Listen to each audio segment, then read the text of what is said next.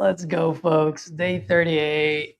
We just got out of Titanium's implementation call. It was a good day of call reviews. So now we're ready to just make things happen. What's up, Edward? What's up, man? I'm ready to call these some of these leads we got here and Let's make go. something happen. Ooh, did we get a new lead last night? I called one. We did. Already. Oh shoot! What time is it in Alaska right now? AK is Alaska, right? Yeah. Fairbanks, Alaska. Oh, it's 8:19. I can call.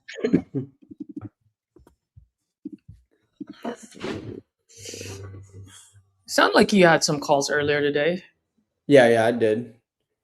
I had 2 good calls. Nice. May get one in Texas, so hopefully.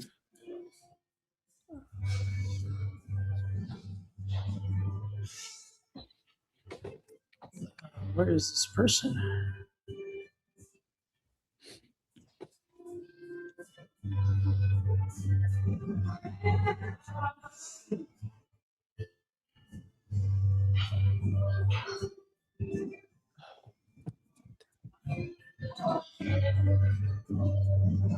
Available. 1 second, guys. I'll be right back. Yeah, for sure.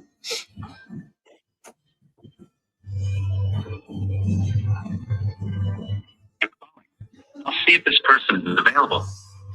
Caesar, calling about your property in Fairbanks.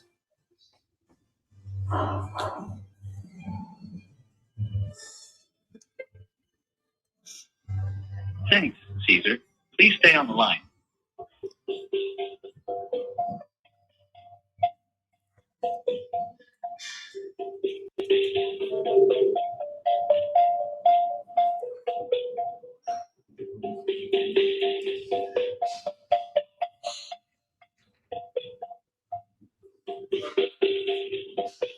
I'm sorry, this person is not available. If you would like to leave an additional message, please reply after the tone. Hey, Amy. Good morning. Caesar here. Just responding to your online inquiry. Looks like you filled out a form on my site last night about your property on Bridget Avenue.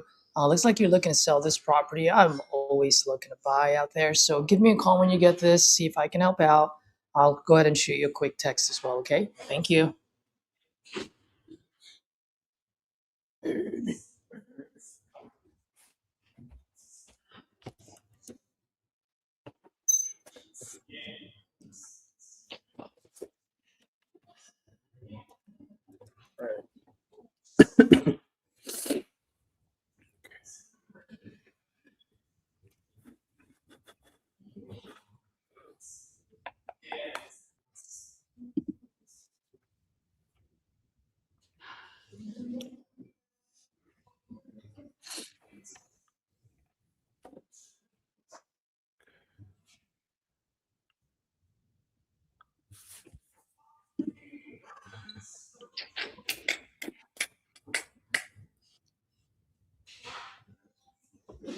Please leave your message for 8.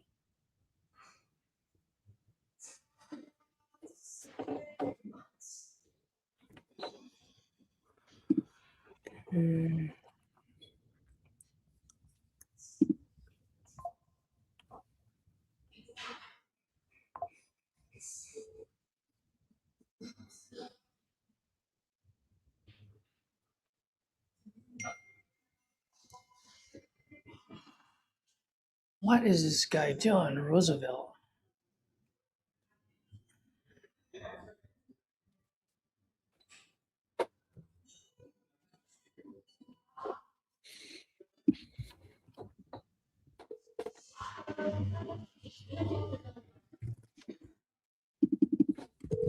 Oh, wait, this is.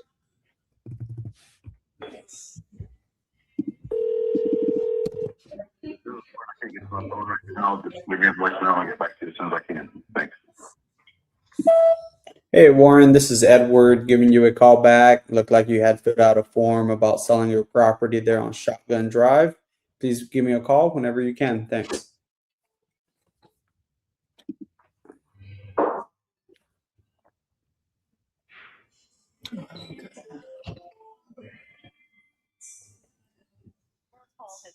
Forwarded to an automated voice messaging system. 585. Oh, shoot. Give that away. Step in.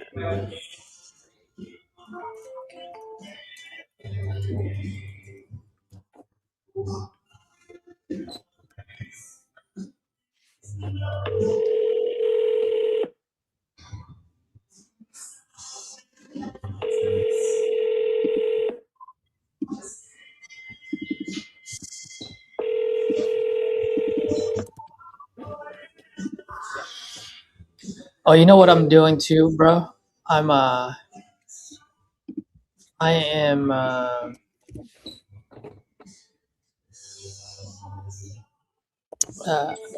I'm resorting it on like I'm sorry, the person the you were oldest talking that you've got a hold of.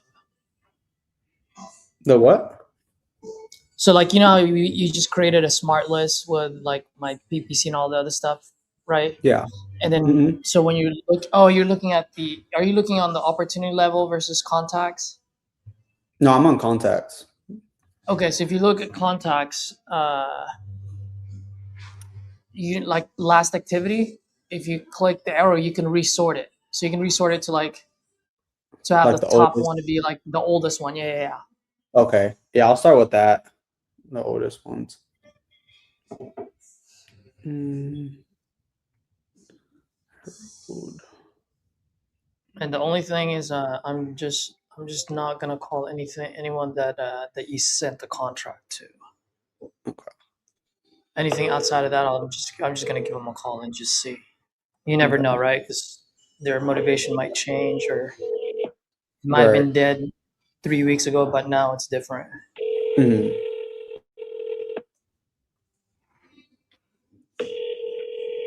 telephone number 4.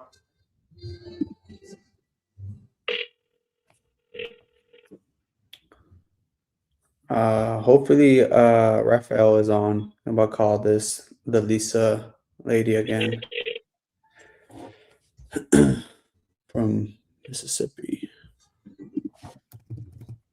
Oh,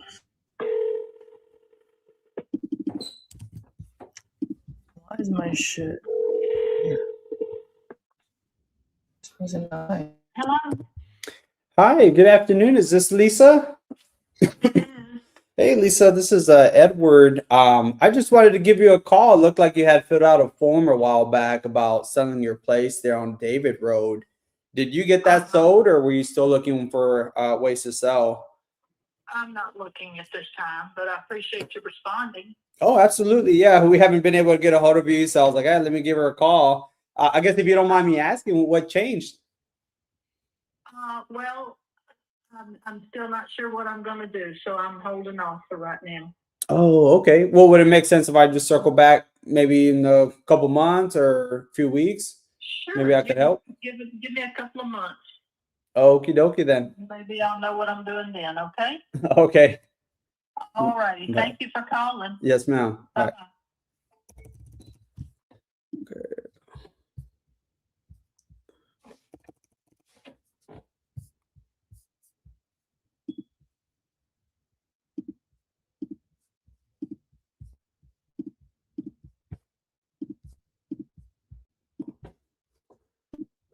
Mm.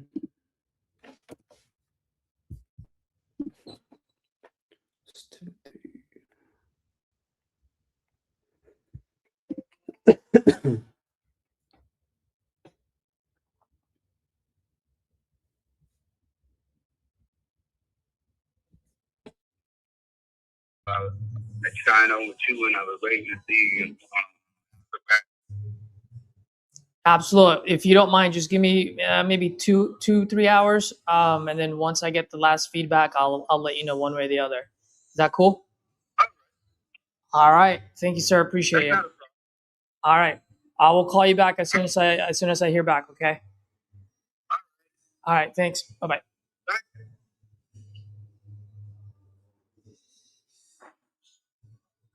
Jared, people in Fairbanks. Let's go, baby.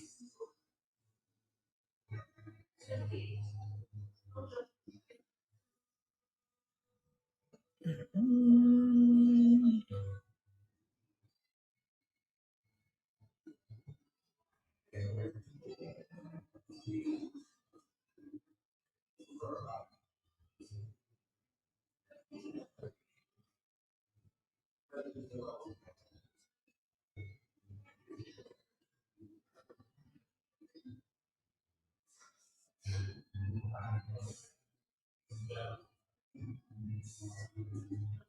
did this person do not disturb?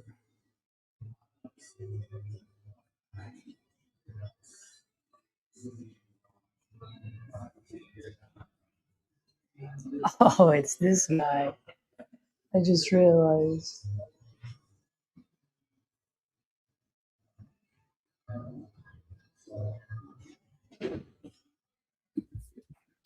Hey, did you ever get a hold of this guy Walter Walter.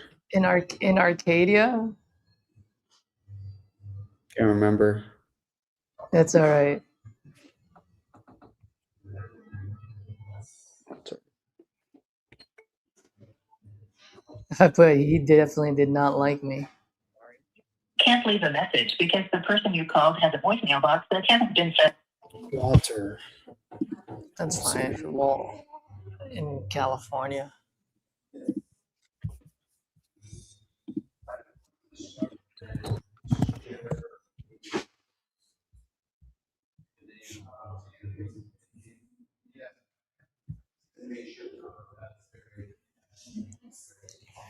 Don't worry about it. It's coming.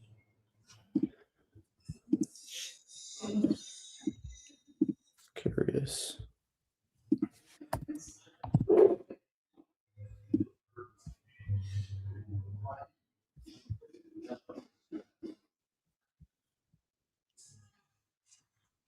Dude, I have a feeling you're gonna get a contract. I'm gonna get a contract off of people that we couldn't get a contract off of.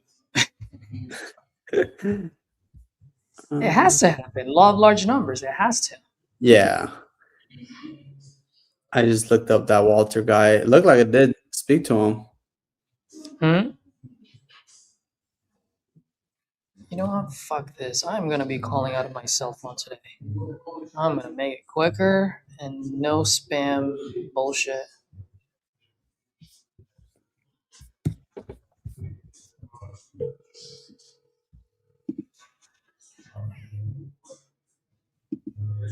I did. I remember this one. I did speak to him. Yes, hello. Yes, my speak with Reginald. This is him. Hey, Reginald. Good afternoon. My name is Caesar. Just calling by your property on Fifth Place. You had filled out a form on my side a while back. Just want to see if you're still, by any chance, still looking to sell this, or if you sold it already. Sold it. Oh, I need to sell it. all right. I'm glad I called then. Look at that. How much are you looking to get for this one? Well, earlier I was asking for 115, but I'm asking 105 now. 105. What happened? What's going on? Well, it didn't sell, so I'm gonna come down and try to sell it. I need to sell it because I got 2 mortgages. Oh man, 2 mortgages. This one and another one? Yeah, where I live at. Yeah. Okay. Did you just recently move out of this one or? Yeah, I built another home, so Oh, my man. You a builder? built that. I've been in my new one. It's been 2 years, so. Okay. But you know how it is, man. When you live in, I don't know where you're from, Alabama. That's where I live.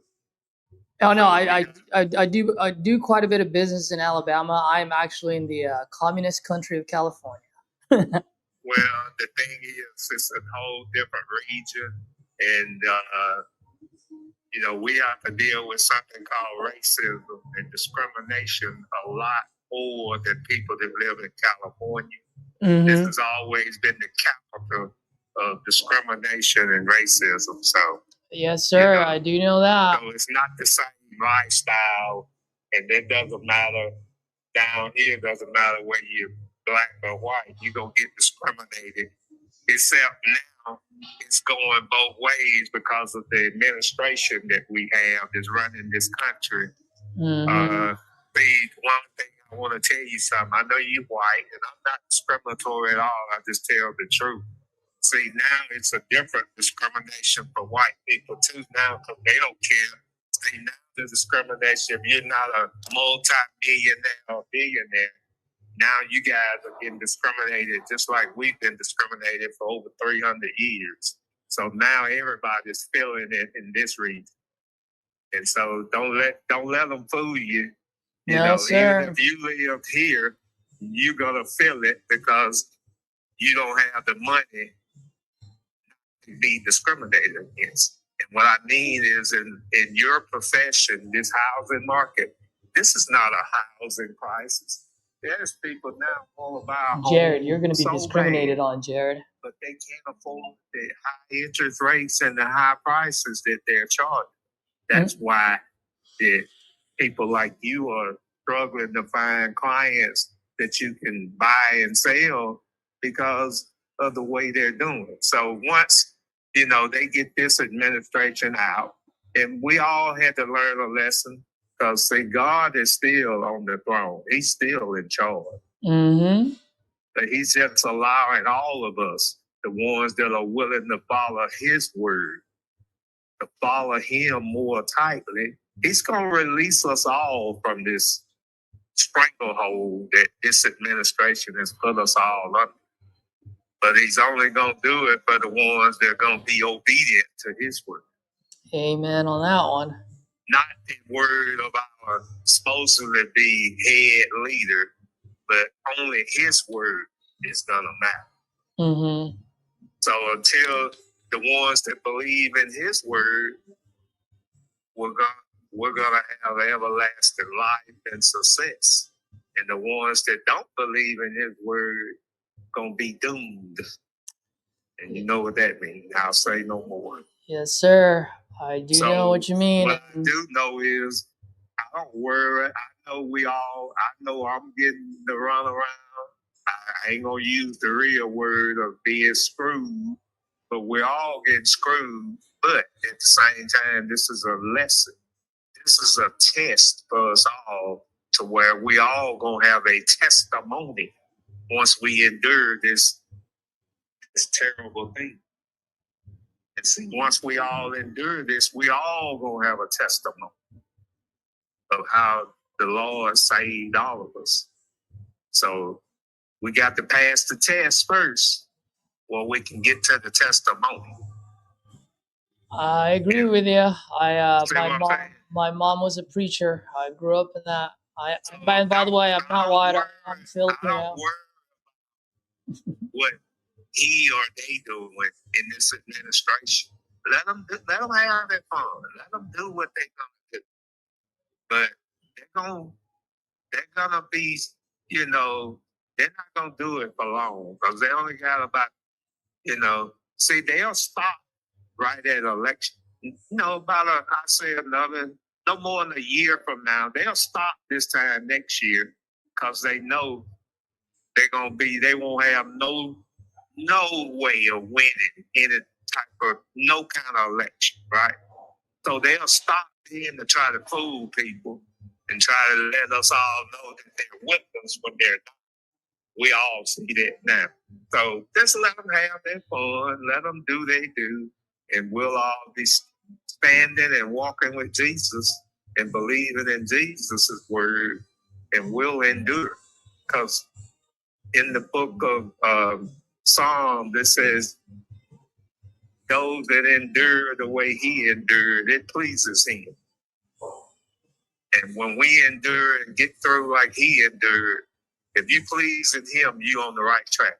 You ain't got to worry about jumping off. You on the right track. So we'll be fine. Let's don't worry about all this. It's time for us to come together and help and work with one another instead of being against one another. Now, see, if we all come together, there ain't nothing he or they can do in this administration that can stop people. You know?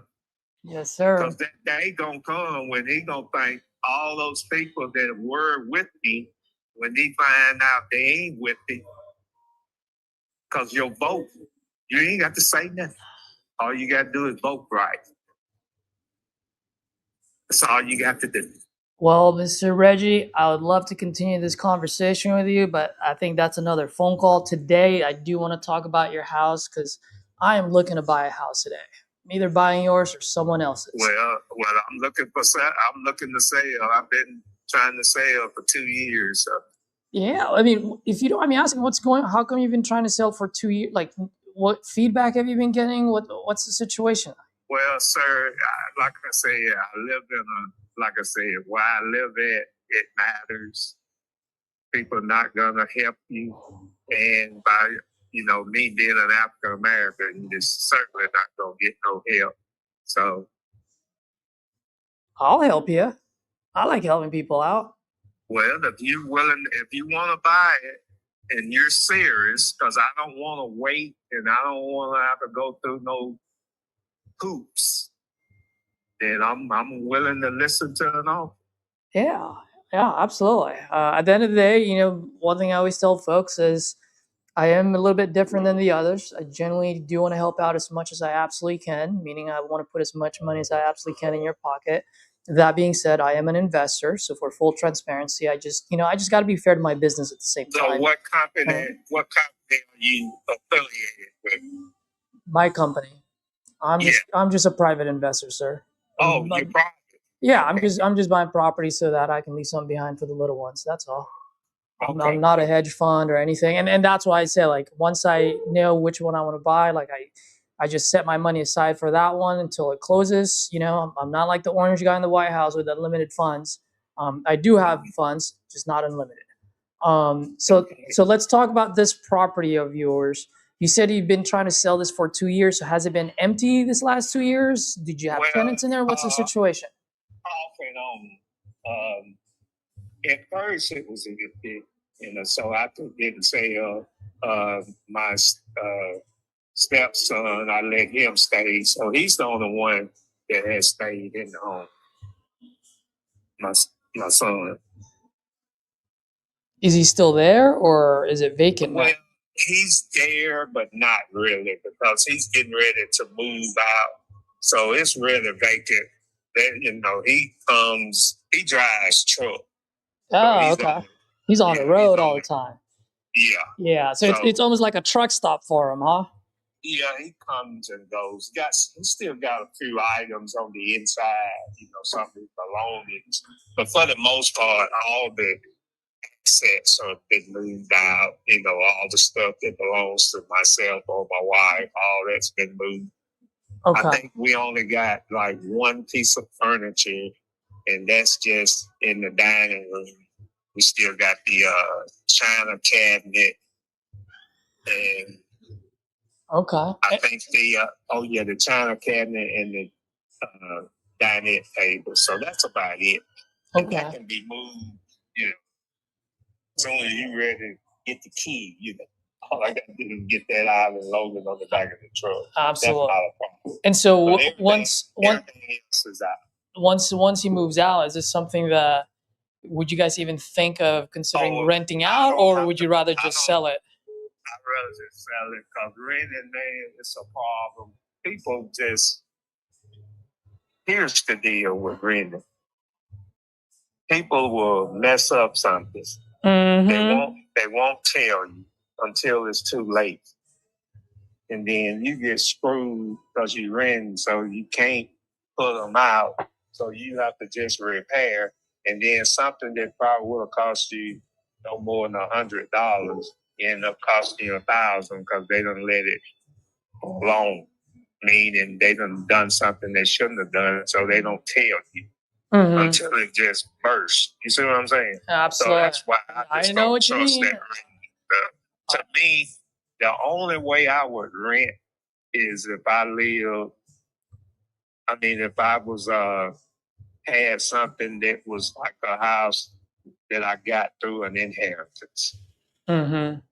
That's about the only way, because you ain't put no money in there because somebody gave it to you or somebody, left it for you. Yeah, I got it. When it's something that you done, been had, because I've been had my house for 29 years. I built it Mm-hmm. from the bottom to the top. I'm talking about I built it.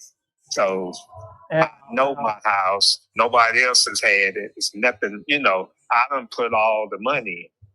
So I won't rent it because I can't, like, there's no way I'll ever get what I have put in it back. Not through rent. Because if I rent it, they're not going to stay there and leave me with having to do anything. So that's why I don't trust rent. It's just not, because the laws are against you. People could be staying in your house for about a year before you can legally get them put out. And these kind of stuff, how this country, with the laws in this country, rent is nah. I just, no. Don't want rent. Okay. And you said you have a mortgage on this, so you've been paying 2 mortgages in the last 2 years. Yes. I mean, geez, not too many people can even say that, let alone do it for 2 years. So, is it safe to assume that the mortgage is not even hurting you guys at all, or is it digging a No, little too much into the pocket now? it's hurt me, but God is still good. Oh, God. He's still been blessing me, and he's still, which the mortgage is not much. I'm down to the end. I owe about 36,000, Okay. and that's only because I did some, upgrades. So I borrowed a little money on it 10 years ago, and had my brick in and added a patio on the back. So Oh, all wonderful. of that, it would have been paid for. Okay. But Well, I'm just paying for the additions and the upgrades and the. and besides the mortgage, is there any other liens or judgments that we need to take care of at closing, or is that pretty much it? I got, well, one on my new house, they forced me. I got screwed on it because Sunday will be exactly 3 years ago. I had a major stroke and an aneurysm. Oh man. Yeah, almost died. Oh. But like I said, that's why as you talk to me, I keep, reflecting back to the good Lord. He blessed me, he kept me, and he brought me back in this world. I was a miracle child because I didn't have a surgery. I didn't have to have no. Only thing I done was spent 4 days in the hospital. I just woke up. I was near death. He just woke me up. Wow. See, that's why I was telling you a while ago that you have to pass the test to have a testimony. Uh-huh. I already have a testimony. Mm-hmm. Exactly Sunday will be the 31st, and it will be exactly 3 years ago, around 3:15 p.m. I suffered a stroke and an aneurysm. Wow. And I passed out. I was at home by myself, and my wife found me about 6:15 that same evening. I was unresponsive. She called 911. They came on the ambulance, picked me up, took me to Chicago Hospital where I live. But we don't have a neurosurgeon or no type of neurosurgical care. Mm-hmm. So I had to be transferred to our nearest trauma center, which is UAB in Birmingham. I'm sure you've heard of Birmingham, Alabama, and UAB. I've got It's quite a one bit of- of properties out there, yes, sir. Yeah, it's one of the most prestigious neuro centers in America, one of the best hospitals in America. Okay. I got the UAB. Wow. They didn't get me there until 1:47 a.m. Wow. I laid in Silicaga for almost 8 hours, just laying there waiting on an ambulance, because we only had one ambulance service. And they had two other patients they had to transfer to UAB that were in front of me. And they weren't in critical condition like I was. So I had to wait. They still, made me wait. I didn't know all this, but I was told by my wife. She was there. Because I was just out. I didn't even know I was in the world. But they got me there at 147. They worked on me and got me, sedated, and got me in ICU. And so they transferred all my doctor. He was an Asian doctor. And he came in to see me that morning around 8:30. And first thing he told me was, you ain't supposed to be here. And if we've already discussed your situation, and we've already discussed that if we operate on you, we know it's just going to be a 50-50. And you know what 50-50 means. Mm-hmm. Either I'm going to live or I'm going to die. And they said, we know we got to get to you and try to get this aneurysm, because the whole right side of my brain was red swollen. And they had to try to get that down. But in the Bible, if you said your mother was a preacher, and I want you, if you get a chance to talk to her anytime soon, in the Bible, it teaches us that every time in the Bible you see the word but, B-U-T, there's always going to be something positive or negative that comes behind the word but. You're absolutely right. Well, actually, I always say when you say the word but, it cancels everything you said before the word but. Right. It's always going to be, make sure you don't stop. I tell everybody, make sure if you ever read the Bible, when you see the word, I should have never said that, because now that's going to keep going for another 5 there's minutes. going to be something that you need to read and understand that's going to come after that word but. Anytime in the Bible you see the word but, if you don't understand what you read, ask somebody where they can explain it to you, because it's something that you need to hear, or something you need to comprehend or listen to, or identify, right? Yep. And so he told me, but he said, but we noticed that just within the hours that you've been here at UAB, we noticed your aneurysm has just started to come down. My man. Well, Mr. Reginald, I would love to keep this conversation, as I love this story. That said, I do want to talk business with you, if you don't mind. Just maybe, keep going. yeah. So right now, you said you owe 36. So no other liens, no other judgments, or no back taxes that I have to worry about. No back taxes. Now, I had to get a HELOC.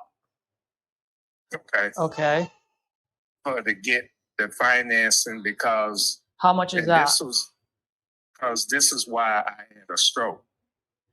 They wouldn't, the company, the bank that had approved me, they bagged out. Right when I got 75% of my construction bill. Mm-hmm. So they would only loan me, well, actually, they just bagged out. So the bank that, gave me the construction loan, because they gave me $430,000, right? Mm-hmm. My home is a big home. So I had spent 400,000 of those 430 when I went to the financing table.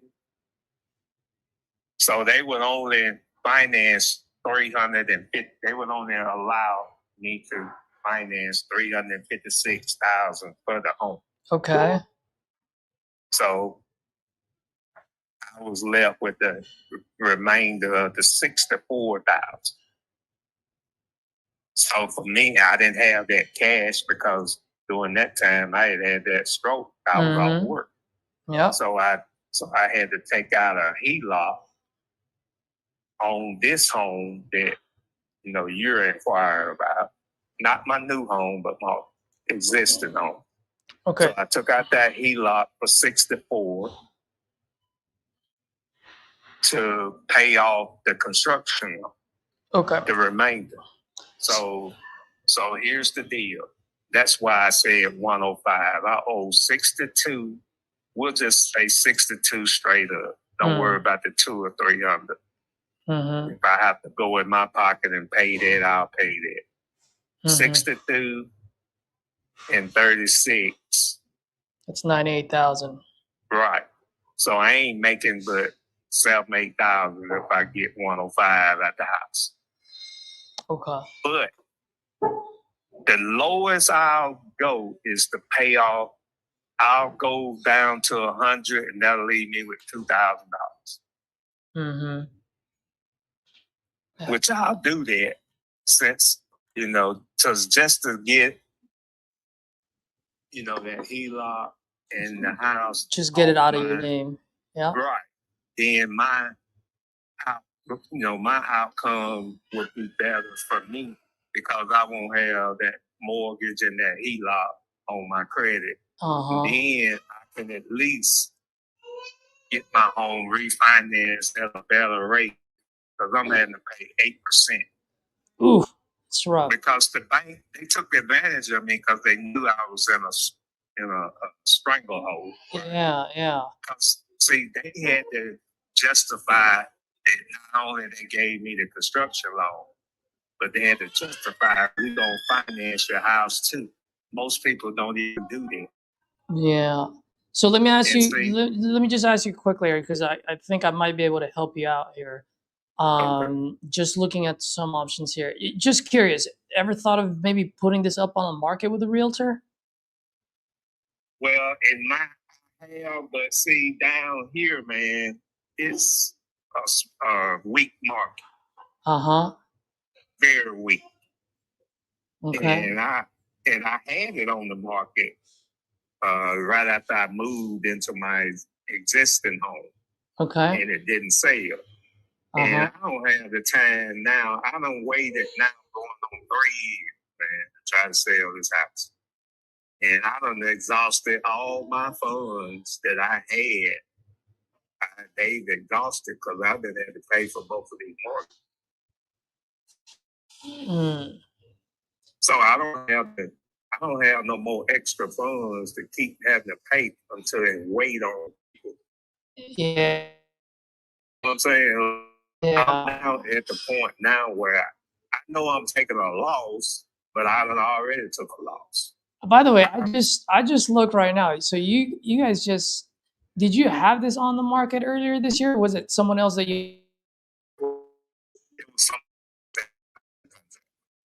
And no one bought it at 135, huh? They bagged Did you get any feedback?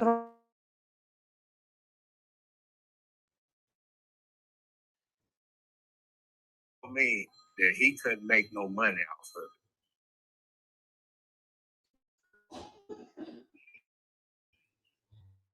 Here's the deal. While it was on the market, I had a water heater that damaged and was leaking.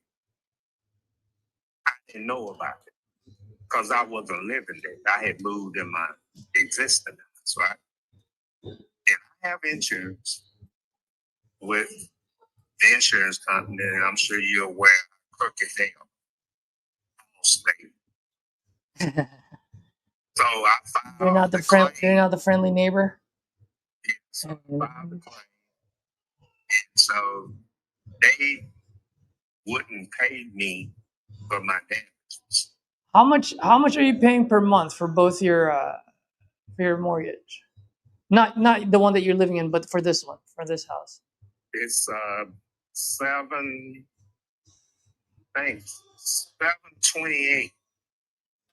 That includes the HELOC? I pay $728 for this mortgage and about $360 for the HELOC. About $360 for the HELOC. Yeah. Per month. 728 plus 360.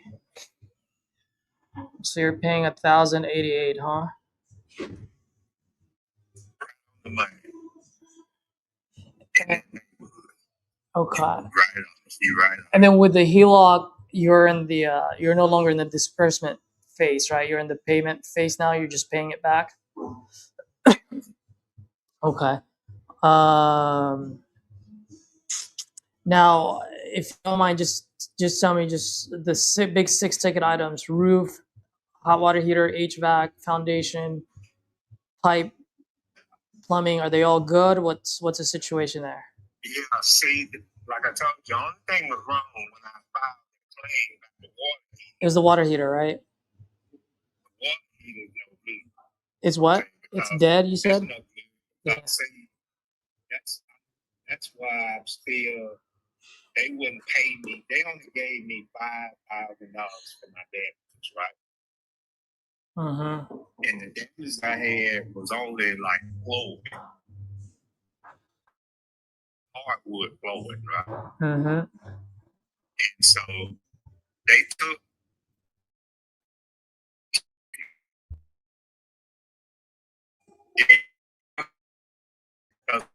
replaced just the heat of 25 because I got plumber or electrician.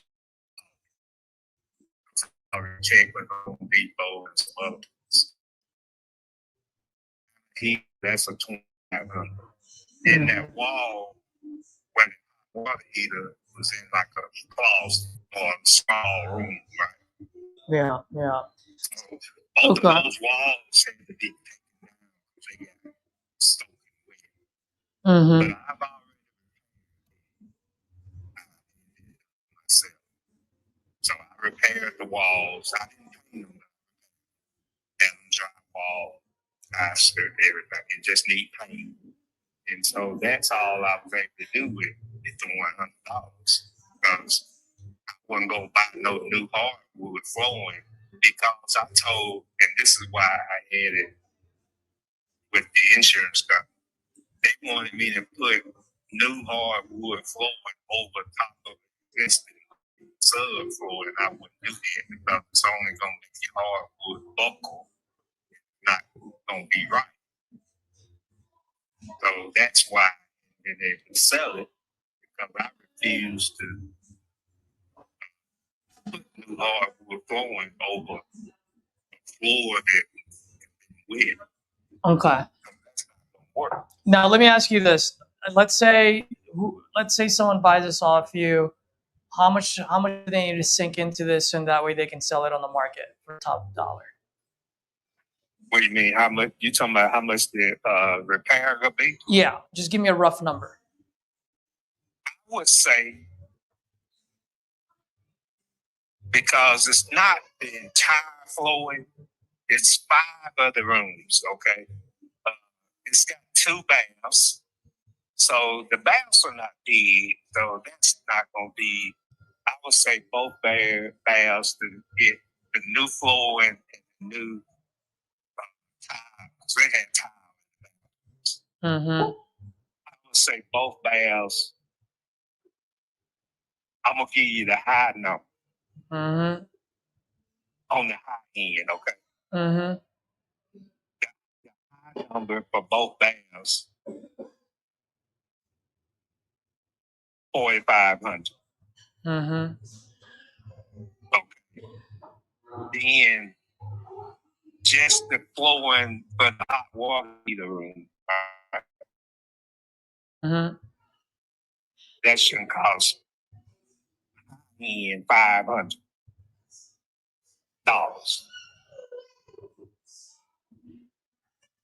Okay. Okay, the other rooms, all the flooring didn't get wet, just like along the wall.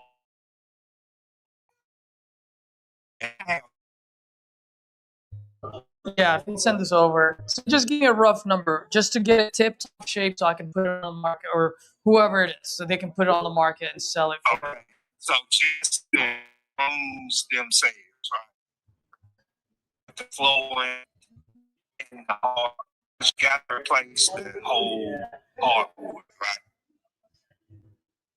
I would say you can get the flooring because you got the bedrooms are brand new hardwood.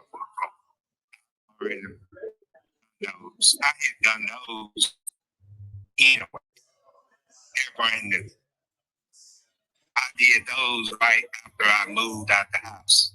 So, but the only thing about the bedrooms is you won't be able to find that same flooring matches them because it's been discontinued due to the terrors of this administration. See, it's got, and you can write this down. Unless you can find it, you might be able to find it. I don't know, but I searched all over the world. It's been discontinued. The only company that has it is Empire, and they located in Georgia now because they moved out of it. You've heard of Empire Flooring? No. Well, you from California. You in California, you might find it. Sir. Most spelled Mohawk. Carrollton spelled Carrolton. Carrollton. Amber spelled Amber. Walnut. WALNUT. That's the fluid that's branded in all three beds. There's nothing wrong with it. That was put down in December the 6th, 2023. And it's just only been probably walked on just by a few customers with potential customers that I had that came in and looked at it. And, a little bit of one room where my son had been sleeping in. But other than that, it ain't no damages or nothing. It's brand new, man. Brand new. I just finished paying for it. So just give me a rough number, Reginald. Well, how much will it cost to get it up to tip-top shape? Okay, I'm gonna say with everything, 15. Okay. How much do you think I can sell it for after I put in the 15 in there? You should be able to get the 140. It's fully brick. It is brick. Yeah, 4 side. Yeah, that's why it's tough. That's why it's not moving. Now it makes sense. Well, that's because they dropped it from when I had it on the market. It was up to like 192, 196. Oh yeah, no, that was never going to move at that price. But the market failed, and see. Yeah, that's what I'm saying. All right, so here's how I'm looking at it, Reginald. If you don't mind, let me speak for a few minutes because I'm going to explain how I'm seeing it, how I can potentially help. And whether you do business with me or not, this is probably going to be your option. So, one, either we find, right now, just to let you know, that I'm not going to be your end buyer, right? Because there's no meat on the bone for me, not at that price point. 115, and then I can only sell it for 140. Just, I don't lift up the hammer for being up and then just being upside down. The only way that I can see this move is a couple of things. One, either we find an end buyer who only buys 1 or 2 properties a year, meaning they don't really know the numbers really well, or they're willing to take an upsized risk, right? And they're willing to pay a little bit more, simply just because they don't know better, or they only do 1 or 2 deals a year. If this is a cash deal, I can only see this being at the absolute most would be like $100,000, because there's just simply no meat on the bone when you do the math. And you know this because you built homes before. Let me ask you something. You said $100,000 for a cash deal, right? If we find that one person that's just not good enough with their numbers, otherwise, and that's why no one has bought it yet, because this has to be under 100 in order. If the end buyer can only resell it for 140, any offer would have to come in under 100,000, especially if they got to put in 15. When you say 15, I'm thinking, anywhere between 15 to 25, right? I got to give myself a little bit of cushion just in case something else comes up. But I was giving you high-end numbers, though. Yeah, I know, but still with a high end, 15,000, that's almost like just a condo or very, very light rehab. It costs so much now, especially hiring a crew. So the only thing is either we find a cash buyer that's willing to pay for this at 100, or we find one of those slow flippers kind of guys that will buy this subject to the existing loan. They pay your monthly mortgage, and what they're going to do is they're going to fix it, and then they're just going to go ahead and wrap it to someone else, at a different rate, and then they make their spread there, because there's no spread for someone to buy it and flip it. The only way that there's going to be a spread is if we wrap it to someone else, meaning we find a buyer who can't traditionally get approved by the bank, right? And now I can go, okay, well, look, I'll sell this to you at this price point and this interest rate. Now you pay me a month, I right? got you. Right? You get a couple of $1,000 up front, and then whoever the end buyer is, the spread that they make is that interest every month, right, until that gets paid off. That's the only way this works, because it's really tight. If that's something that you want me to at least take a look at and see Okay. if I can do that Okay. like in 14 days, I'm more than happy to give it a shot. But just for Alright. go ahead. What if I give you an offer? Okay. What if I give you an offer? What would that What's be? your offer? What would your what offer are you making? Okay. And I'll be losing, but I'll be winning at the same time. What I mean by I won't be winning for it positive, but I can get this off my back. Uh-huh. Because as long as it's on my back, I ain't winning that. Yeah, that's You right. know what I'm saying? That's right. I mean, sometimes you have to like bend in order where you don't break. Uh-huh. So what I'm saying is, what if I could say, if you're saying, for example, let's just say the payment's gonna cost you $25,000. Mm-hmm.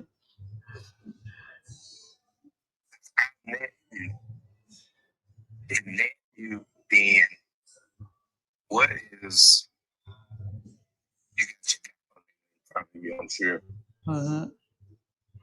How much percent would $10,000 be of 25? That's almost 50, about 40%, right? Yeah. Yes, I'm here. So if I net you $10, what we possibly could deal? You saying you're coming to the table with $10,000? Is that what you're saying? That's what I'm saying. That's exactly. So then the purchase price now becomes 88,000. Exactly. And then that'll only leave me to have to pay when we go pay the bill, right? Because the bill got to be paid for. It's in your hand. Yeah. Right? So Reginald, I love having conversation with you because you understand numbers, and you and I have been pretty transparent with each other. So here's how it works. For example, right? In order for this to be like a straight up cash deal done in the next 14, maybe 30 days tops, okay? Assuming that there's $25,000 worth of rehab that needs to be done, okay? And then once that's done, it can only sell for about 140. Okay, for a straight cash deal. For a straight cash deal, a cash buyer would only pay $70,000 on this. And here's the reason why. That $70,000 after putting in 25,000 plus all the business expense, which is closing costs, holding costs, all that. I'm not going to bore you with all of it. But if someone buys this at 70, their number jumps up to 123. So their all in is 123 just to sell it for 140. So if you were to come in here with cash, you're gonna have to come in on the table a lot more than. I'm just saying, like, someone would buy this probably in the 70s. So I don't know how much you want to come to the table with, but that would be, if you're okay with that, I mean, that's something that I can swing and see if I can make that work for, it's just, it has to be in that price point. And that's just me being fully transparent with you, whether we do a deal or not. It's just math. If I do that, and I feel you, I feel you. I ain't arguing with you, but you know, 90. I give you 90%. You right. If I do that, then I could just do this myself. See, That's what I'm saying. Yeah. But the time nor the resources, like, or have to just take me the rest of this year to get this house fixed and get it back on the market. And then I'm still back at the same mode I was in 3 years ago this time. It was this time last year, 3 years ago, when all of this started. When I was sick, right? So I'll be back to why I worked exactly 3 years ago. Yeah, yeah. So the only way. That's not why I want to. Don't get me wrong. So I feel what you're saying. You're exactly right. See, if I didn't have these repairs, I would be in a better situation. Yes, sir. Right? Yes. And yep. So the way that I can potentially see myself helping you out, and so I'd like to explain it to you, and then you let me know if that's something, if you would want my help. If you do, let's go to work together. If not, no problem at all. Okay. Here's what I would do. The way I would look at it is I would simply just go ahead and find me a local partner that I will partner up with. They're going to be the end buyer. How I get paid is I simply become their partner, meaning I get paid when they refinance it or they sell it in the future, or they'll pay me a small referral fee, right? Just a small assignment fee. Now, I just want to be transparent with you that if all the cash deals that are going to come in are most likely going to come in the 70s, assuming the repairs is only 25,000. If it's more, then obviously that's going to come lower. The other option, right? So if you decide to work with me, what I will do is I will go ahead and market it to all the local investors in the area. It's going to be done off market, so it's not going to go on Zillow or anything like that at all. And the way I'm going to pitch it is, hey guys, give me your best cash offer here, which I already know where they're going to come in. Or if you want, we can buy this off the seller subject to the existing loan, and then you can wrap it to an end buyer, like meaning someone that's going to move there and live there. I see that as a potential solution. If the rehab is not as much, someone might pick this up, where now you're really minimizing the amount of money out of your pocket. What do you need from me if we decide on this right? I would just need to have a purchase agreement between you and I. I'll just say, let's do like a 21 day. So in that way, it just gives me 2 or 3 weekends to send people out there. And the reason why I need that agreement is I just need to make sure that, because I've got to pay my guys to make phone calls, emails, text messages, and everything. I just want to make sure that I'm not working for free. You know what I mean? I just want to make sure that, hey, if I solve this problem for you, I want to be that guy that gets paid in the end. Right. So if we can have an agreement where you give me 20 days or 3 weeks, right, to work on it, I'll work on it. I'll get all the feedback. Once I get all the feedback, I report back to you. And then at that point, you decide what's best for you in your pocketbook. So what would that cost me? It wouldn't cost you anything because I get paid by the end buyer. They'll make me as a partner. Like I said, they'll pay me in a way, they'll pay me in 1 to 2 ways. One, they'll pay me a referral fee for finding a good deal, right? Which in our lingo, we call it an assignment fee. Or they make me as a partner so that when they flip it and they sell it, I get paid. Or if they refinance it, I get paid on a monthly basis, whatever it is. At the end of the day, I make the deal with the end buyer. It doesn't hurt you in any way, shape, or form.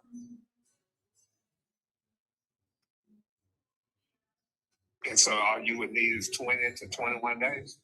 Yep. Just give me 3 weeks to just figure this out, get it in front of people. And even though you give me three weeks, I would probably know within the first 10, 14 days. I move quick. I don't like waste time, and I don't want to put you in a bad situation either. You know what I mean? Well, look, Well, I'm gonna tell you this. I have a feeling when I talk to whether it's a guy or a lady or whoever that's speaking to me with the truth. Mm-hmm. And since I've been talking to you, you haven't tried to sugarcoat anything that has come out of your mouth. You've been direct. You've been straight up with me. And so I'm telling you, I trust you and I trust your knowledge. And I understand you got to make money. Believe me, a lot of people don't be understanding. That's right. You're right about that. Like, in other words, I know I can't win against you because you got to make money. You see what I'm saying? Mm-hmm. Mm-hmm. There's got to be like two winners. Mm-hmm. One going to be on the upper and one going to have to take the lesser road. You see what I'm saying? Like if we were going to the same place, you might give me the directions to go the long way. But then you knowing the business and knowing the error, you're going to take the shortcuts because you know that's the way this is.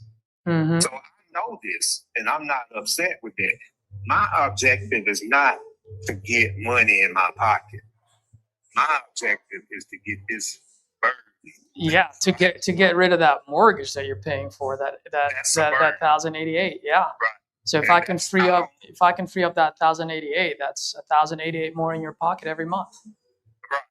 So yeah, I wouldn't mind if you don't mind. I would definitely don't mind giving you the opportunity to see what you can. I like that very much so, sir. And like I said, even though I do 21 days on this, I will. I usually know within 10 to 14 days.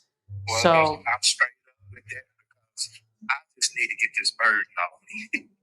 yeah. So let me draft up that agreement because I have to word it properly where you're aware that I'm not going to be the end buyer, that I'm going to be looking for one, and that we're either going to do this as a cash deal or something creative.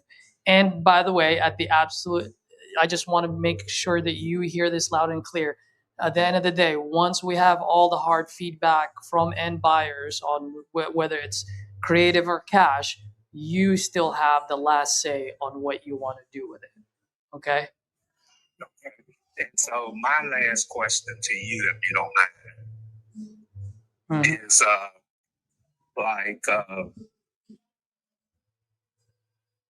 when will, I know I'm not getting any cash, but when will I get my business squared with my, mortgage and my HELOC?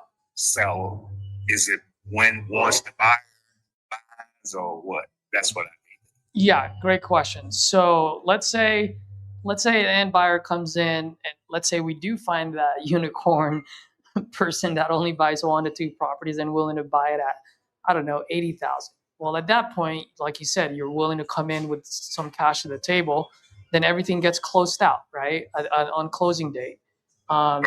If no one's coming in at that price point and you don't have the capital that you need to close it out, then we might have to go the creative route.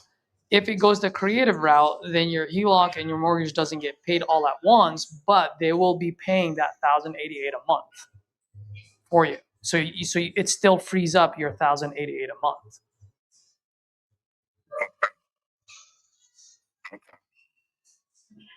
Yep. I got you. Yep. So that's the only two options that I'm seeing right now. I'm not perfect, so I will definitely reach out to a couple of I'm part of a pretty large community, so at the end of the day, I like solving problems, and if I can solve this for you, then that's great. If not, I'm at least going to give it my absolute best, and I'll be transparent with you on whether we can make it work or not. Either way, you'll get some type of feedback, some type of resolution within the next 21 days. Okay. Well, I trust you. I hear you, and I feel you. Okay. Right. So I'm going to allow you the opportunity to see what you can do. And, there won't be no hard feelings if you can't. I understand. Because I know this is not a ease the situation. But neither one of us. Oh, yes, sir. I get it. I get it. Yep. It's one of those. We're gonna have to put on some thinking cap. Hey, by the way, Reggie, if you don't mind, do you go by Reggie or Reginald? Well, when we talking, Reggie. All right, Reggie. The email address that I have on here is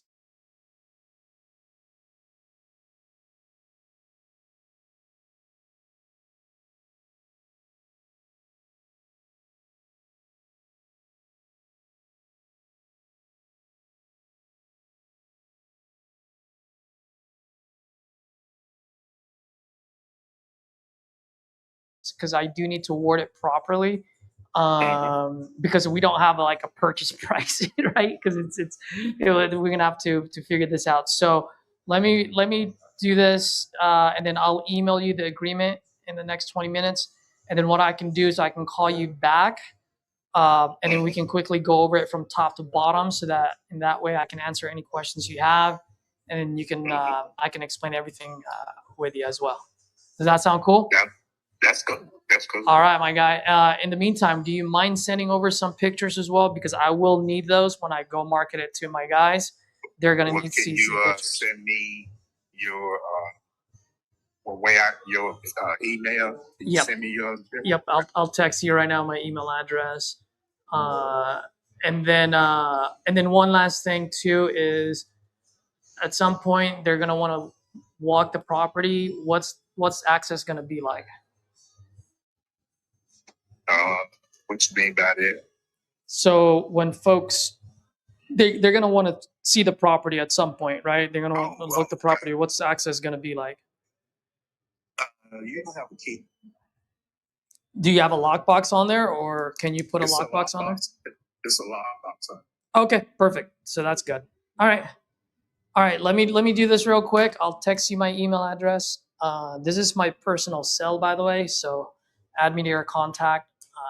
Should be good to go. Okay. All right. Thanks, Mr. Reggie. Yes, sir. You too. All right. I'll talk to you in 20. Bye. All right.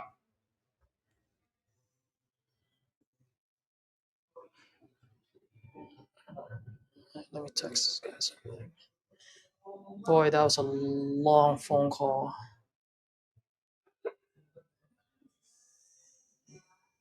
The only thing I see there is either he comes into the table with 20, 30,000 bucks, or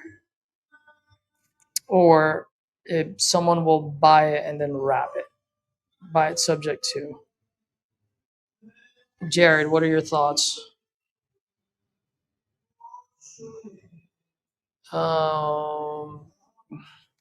Actually, there is one question. Jared, are you on here? I have a question for you. If he's got a HELOC, can that be bought subject to? I mean, as long as he's getting paid every month, that's all that matters, right?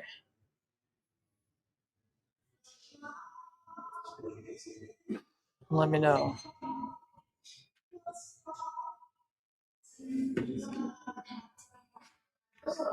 Maybe he's not on here anymore. Okay, how do I? Oh, let me see.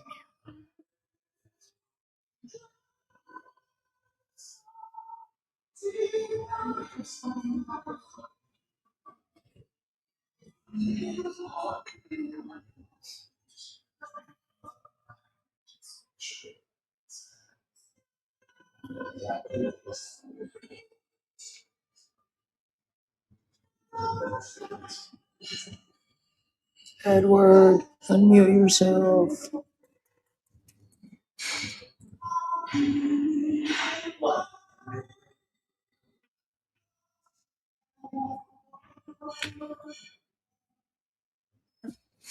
I don't want to take that long. Because, right now I got people get ready to fix it anytime.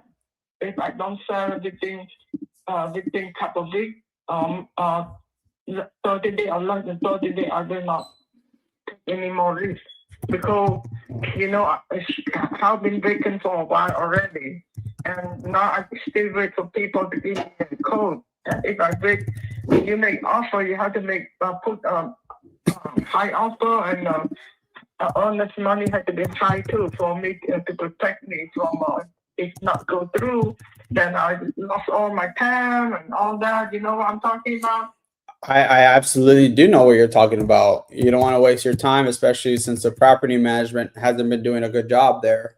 Yeah. And like I said, I definitely want to give you as much as possible. And I'm very transparent. You know, I like to, put my cards on the table there. Because like I said, if I were, let's say, to give you your full asking price of 290, and then let's say we would have to, like, just to get it up to like the ones that are selling for like 350, 360. Based on what you're telling me, I understand the tenants did some damage to it. But it seems like it's just cosmetic. So I'm assuming like if we put 30 grand into it, I think that's probably what it could probably take to get it up to that value of the 350. Does that make sense? Yeah. You could. I don't think it would cost 30,000 unless you do a lot of fancy stuff. Yeah. You know, you put a lot of fancy stuff, like it could cost up to 30,000 repair. But from my estimation, what I heard from handyman, one of them said to paint the whole house about 5,000. You know, and some cosmetic touch up in the floor, everything. I haven't got the whole price yet. Mm-hmm. Oh, and that's just a painting. There is some cosmetic touch up too besides painting. Oh, okay. Okay, like, oh yeah, you said like the flooring and some walls and stuff like that. Flooring, yeah. Some touch up too besides painting. Okay. Okay, so like let's say, because I know you said the painting, let's say flooring. I mean, I know that adds up, which I understand you probably would factor that in. So you're thinking more around like 20 to 25 to get it up there, like to sell it for around 350? Might be 25. My high estimation from my agent and her agent price is very high. The people that give estimation, yeah, they give me high cost. So she said about 30,000. Okay, so I was in the ballpark. Yeah. Yeah. Okay. Yeah. From her handyman come and look all that, you know. She said might be about 30,000. But for me, for my handyman who used to do work for me, I don't think he charged that much. Mm-hmm. Okay. Yeah, because like let's say if I were able to, like, let's say if I come in at your asking price 290, I put 30 grand into it. I'm already at 320. And then let's say I could list it for 350, and obviously I have to, take in consideration, I do have to pay the agent, the commissions, and just cost of doing business. So that does put me where I'm all in at 372,000, but I can only sell it for 350. Yeah, you could sell 350. That's the low ballpark. After you fix it, you could sell more than that. Yeah. So if you fix all that, you could up to between 350 to 385. Right. 375. Yeah. You could easily offer that price.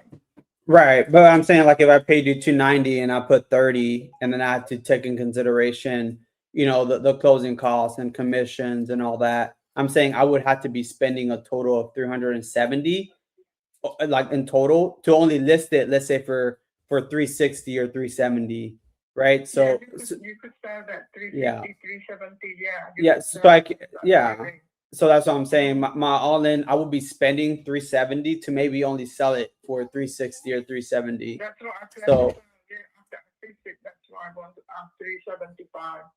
Right. And that's what I'm saying. As you can see, as an investor, it will be very difficult because at that point they're spending 370 to make nothing. They're pretty much just doing it for free at that point. So I guess if you don't mind me asking, if you could level with me for a little bit. Like for you, at the end of the day, sounds like the most important thing is to, take care of like the family matters you have going on, and obviously not having to do this remote. So I guess at the end of the day, like, what is it that you absolutely need to be able to make this change and make that transition? Well, the low I could take is 280 280, 285. Okay. Go to 290. That's the low ballpark. Yeah. Okay. If you know that, I will not talk to anybody. No way. Yeah. Okay. Yeah. No, I not totally understand, and just and this is just a perspective, of kind of what I'm looking at, because like I said, I like to be very open and transparent. I do think it could at least go for a 350. After I put 30K into it, like we agreed, and after the closing costs and commissions, it would put an investor where they're kind of in the mid, like low to mid 200s, because let's just say, right, you get an offer at 230 and they do all the repairs and all that, they're all in at like 320 to potentially sell it for 350 if it goes perfect. So they're not really getting rich off of one deal, but it just has to keep the lights on, right? So I would say right now, based on what I'm looking at, based on just where the market is, the amount of work that it needs, if you are looking for something that's more quick and convenient, so that way you can, attend to your family matters, I think the best offer right now would be at $230,000 cash. How much? At $230,000 cash. No. Yeah. Somebody give me more than that. I don't want it. No, thank you. And I understand Thank that. you. I would say the next option would be maybe doing it yourself, just waiting a little bit longer. Yeah, even if it's a little bit longer for, let's say, 6 months or 8 months. But yeah. Well, alrighty. Yeah, sounds good. Well, if things change for whatever reason, feel free to give me a call. I don't take it. No, I'm not taking it. Thank you. Yes, ma'am. Bye.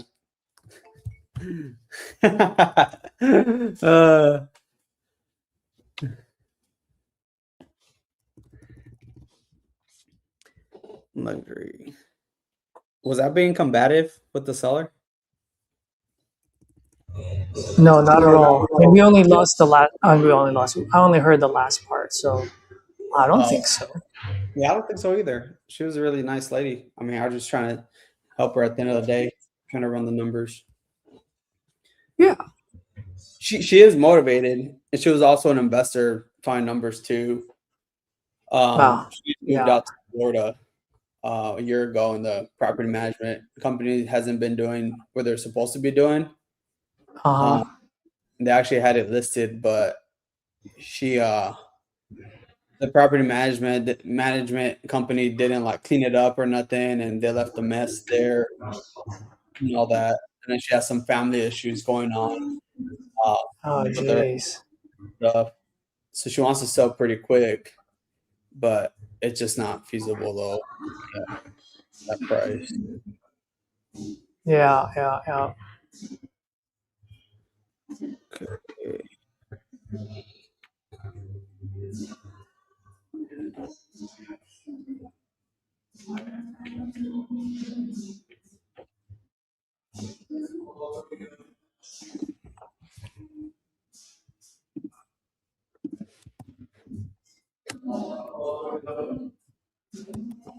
What am I doing? I'm doing something here. Hey, in Alabama, do we need a disclosure? Not that I know of. I don't think so. In Alabama, do you need a disclosure? Wholesaler. Stay.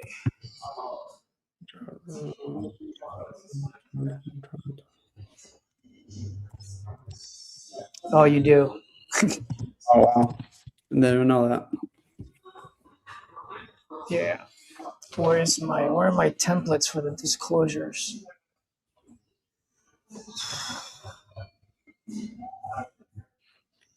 Luxury. Yeah, I did ask her what ultimately she wanted to do on that.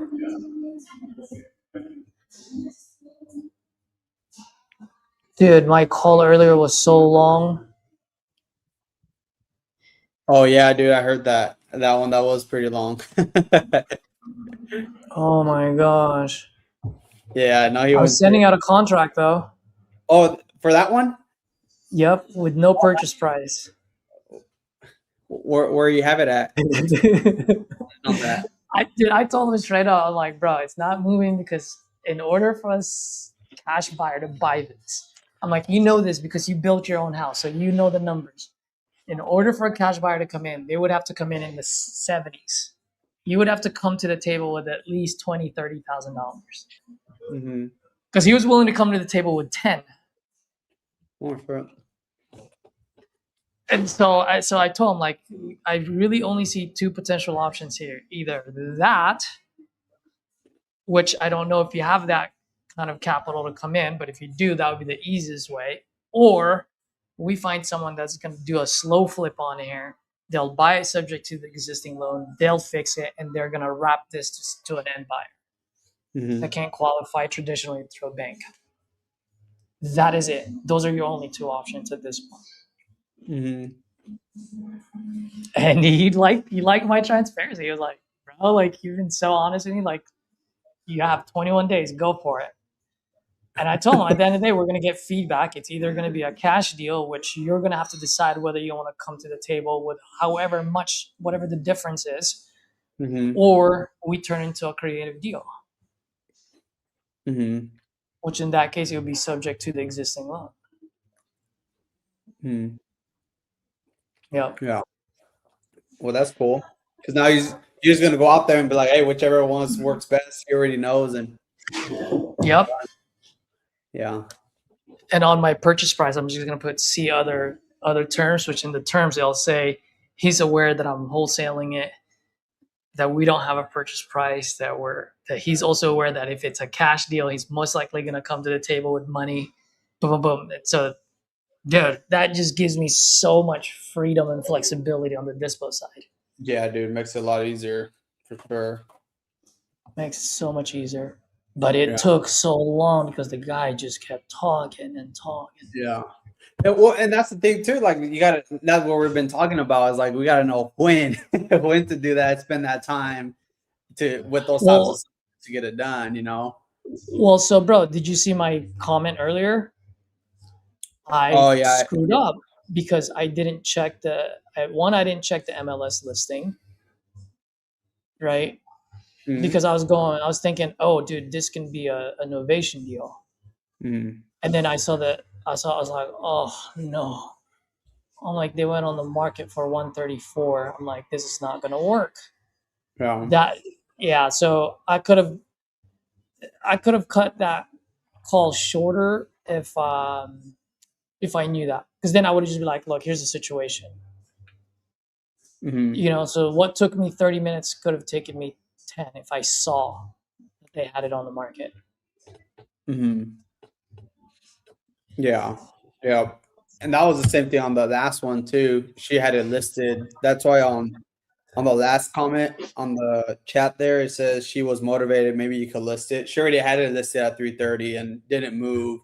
And her thing is also the she wanted to close quicker if she could, but at that point is like there has to be some sort of motivation to do it. I just don't want to like throw it out there for no reason, just to Yep.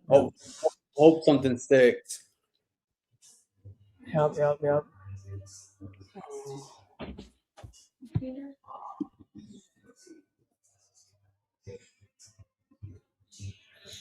All right. You're on, man, because I need to draft up this agreement. It's going to take me a while.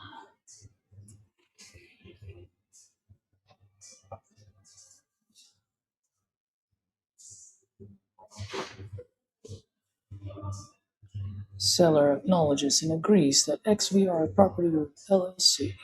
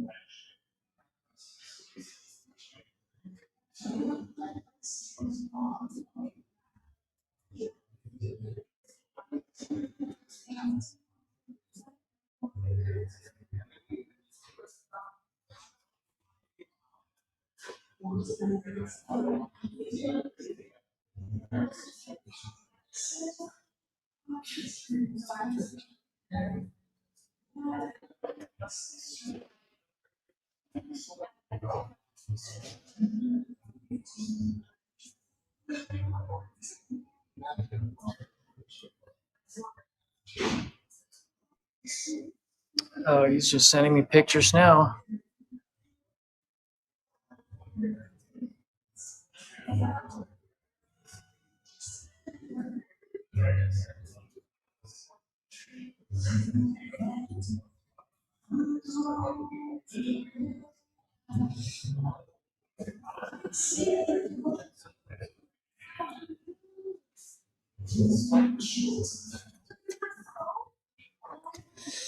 Um, Sorry, guys. I know it's a little quiet right now, but I am drafting this agreement so I can send it over to the seller.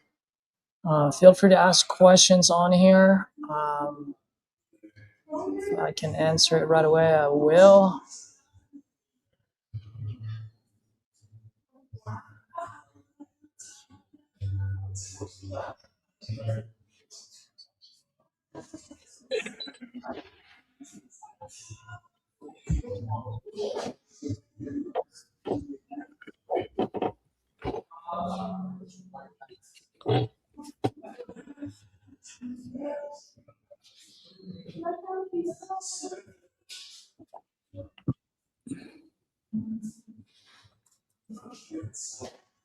Alright, fuck it. I'm sending this to him.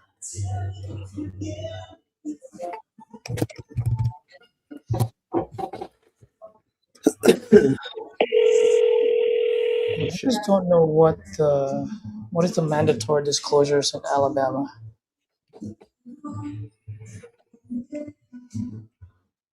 Yep. Environmental disclosure.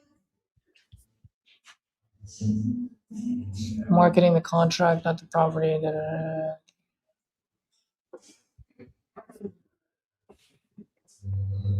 7-day cancellation. The recent Alabama real estate legislation contracts is signed during specific cancellation avoidable by the seller and there's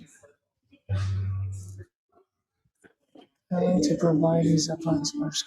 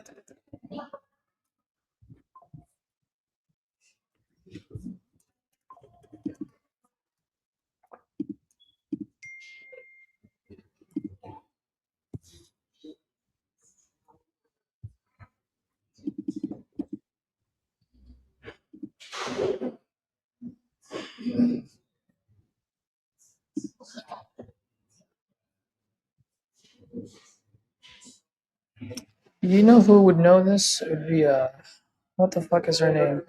Stephanie. Stephanie. I hope she answers. She never answers.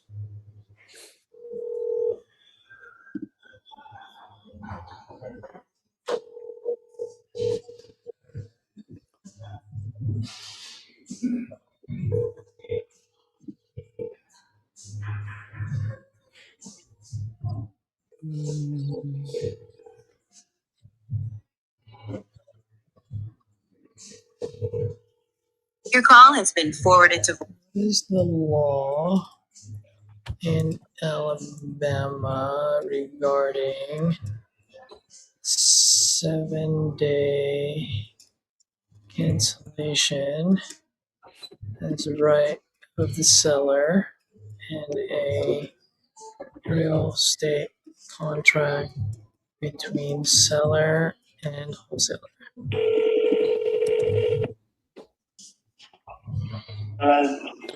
Hi, good afternoon. Is this Tamala?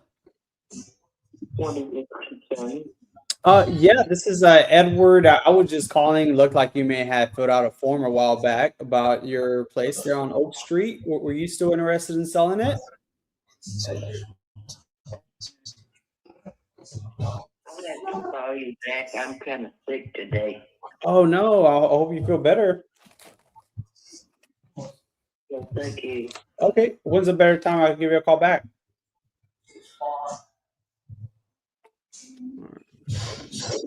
Dude, that was your that's your seller. That Who was that? the one that hasn't signed the contract yet. On her name is Tamala. I think it's signed the contract, but she hasn't signed. Oh, the one that's. Oh, is she sick again? Yeah, she's having She's in sick. Florida, right? South Carolina. South Carolina. Mhm. Alabama assignment disclosure compliance. Seller acknowledges that buyer may market and assign its equitable interest in this assignment, accordance with applicable, including required disclosure obligation.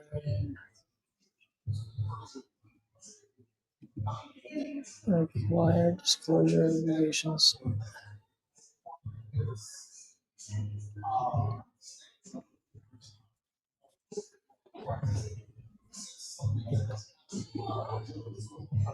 Seller shall have seven.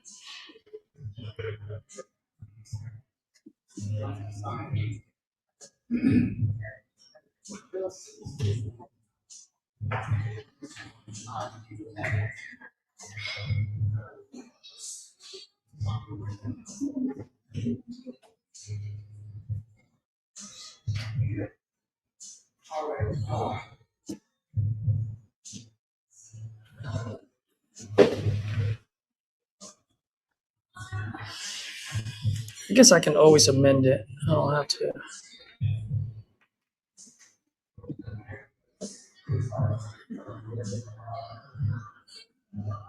Yeah, I think this is good enough.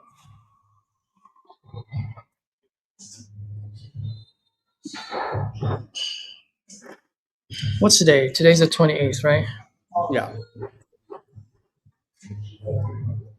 Oh, you know what's happening soon, right? No, what's happening? We're about to play our game in the next 10 days, bro. Game. Game that I shared with you when we first started working. Oh yeah, dude. Yep. Yeah. Yeah. Oh, I Ready. just realized the owner's name is Rose. Why is it on Rose? Oh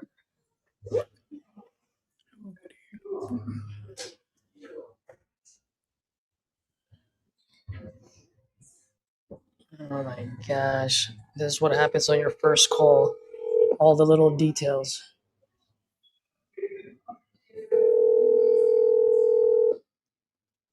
Hello? Hey, Reginald.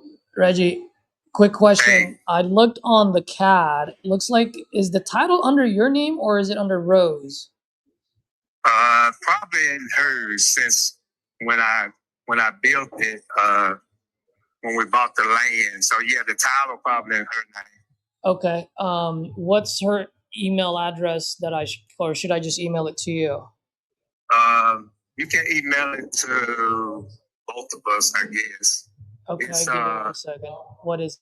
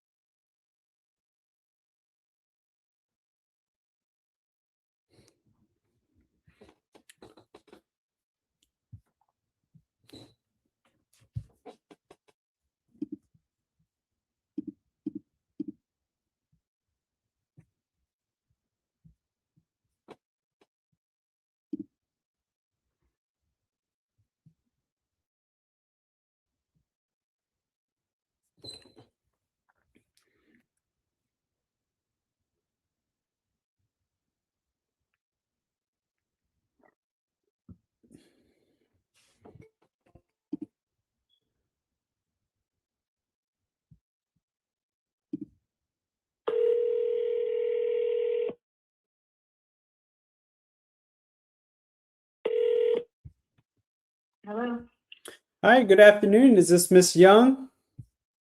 Yes. Hi, this is Edward. Looks like you may have filled out a form about selling your property a while back on Lantana Court. Is that still something you were looking into? No. Oh, no. Oh, okay. If you don't mind me asking, what changed? We just decided to put it up for rent. Oh, I see. Yeah. Okay. Well, if things change for whatever reason, feel free to reach out. Definitely love to see if we can make you an offer. All right. Thank you. Yes, ma'am. Bye.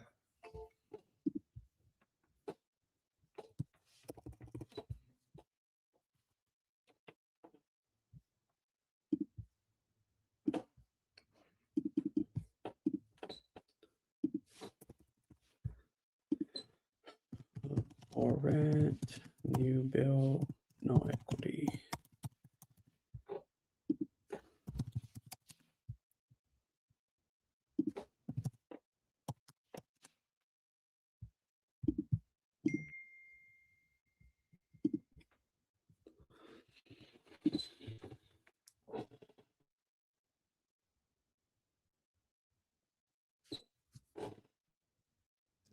This agreement is like taking longer than I expected.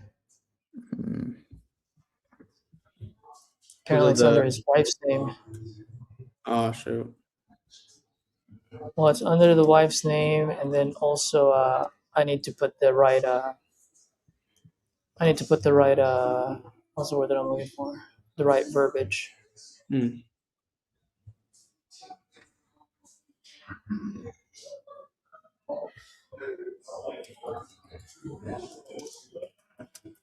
And the right disclosure form too.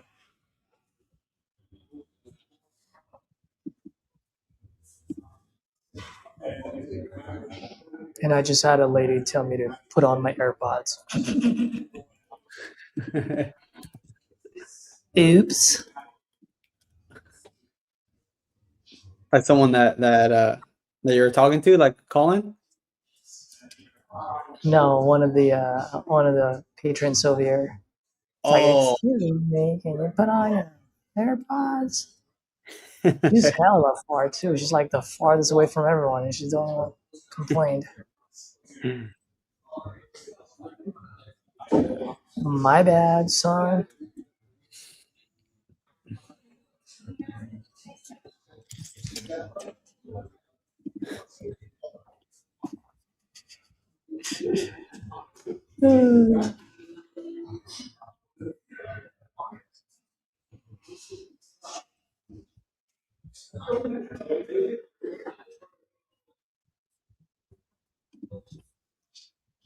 See other terms. Is it other terms or other agreement? Other agreements.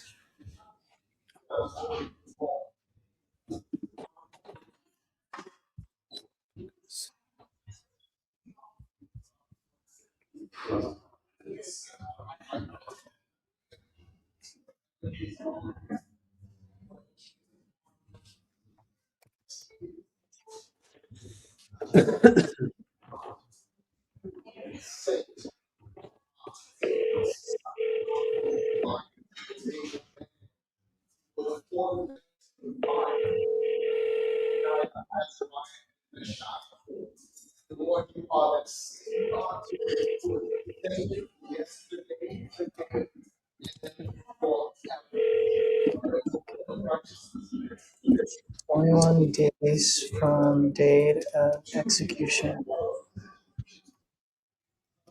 of this contract. TBD. Key to the property in a lockbox. All the agreements.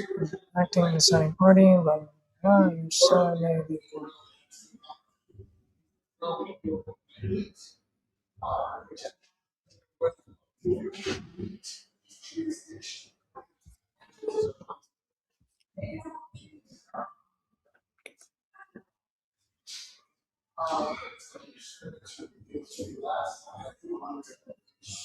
Okay, that sounds about right.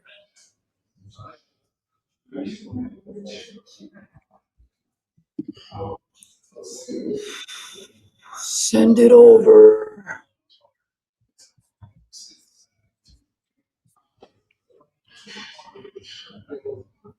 Dude, am I going for 2 days in a row? First call, I send over a contract. Are we doing? In a row, man. Mhm. The one yesterday I feel good about. This one, it's a. I don't want to say it's a hail mary, but it needs some thinking. It's not just like contract done. You know what I mean? Yeah. Dude, he's coming out of pocket 20 grand. He's willing to take 20 grand, like coming like out of pocket 20 grand from where the mortgage is. Yeah, I think I did a lot. I think I did a lot of good things in that call because I got him to open up, and it took a while. Mm-hmm. But what's the word that I'm looking for? But it got there. Yeah. Uh,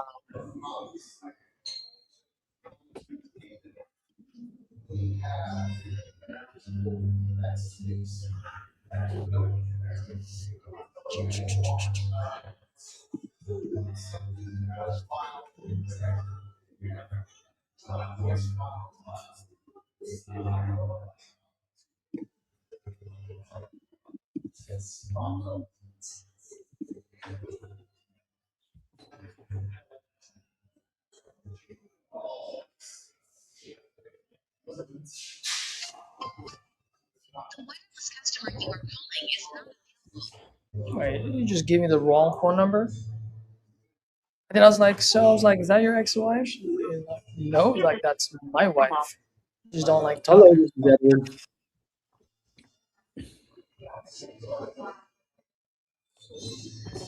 Thanks, Edward.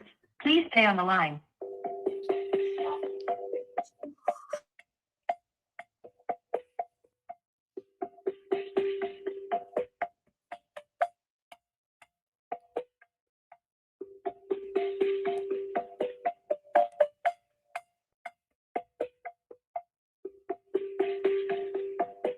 I'm sorry, this person is not available.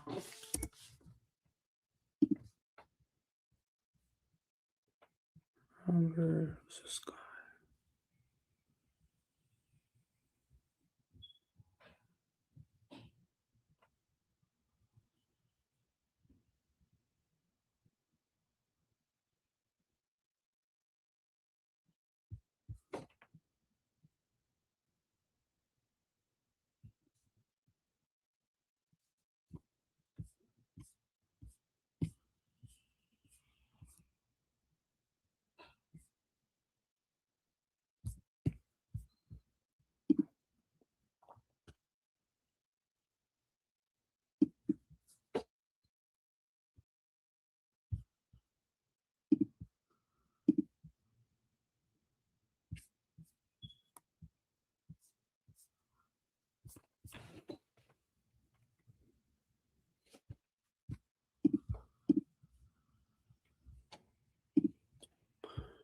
Okay, Robert.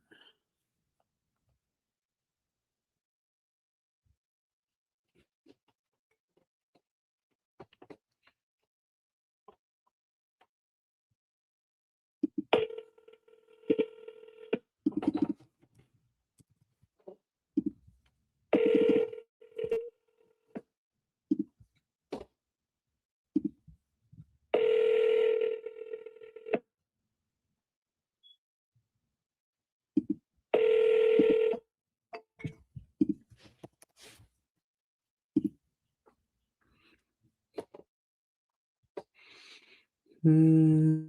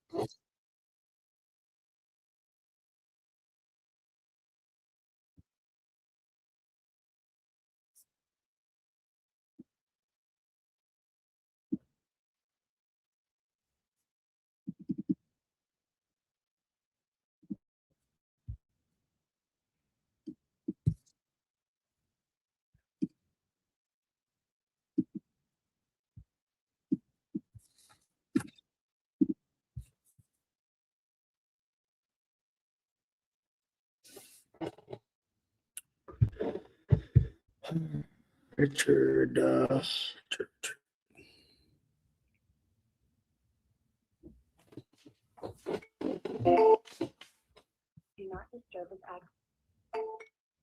Mhm.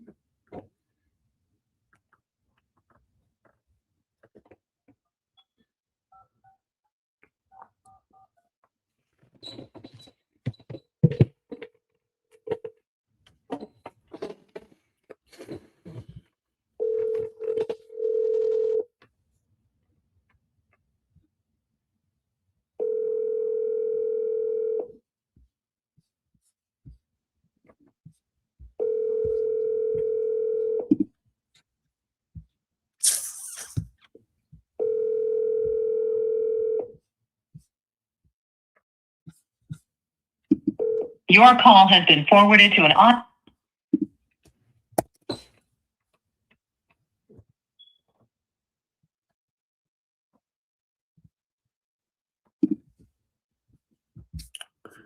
Okay. Who's next?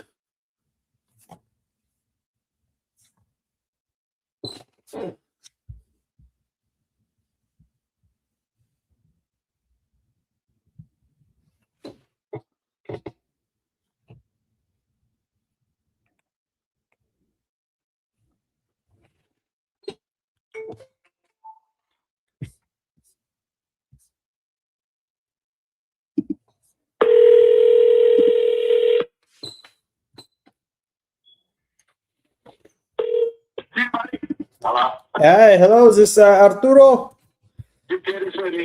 Yeah, this is Edward. Just giving you a call. Looked like you put out a form a while back about selling your property there on Gibson Street.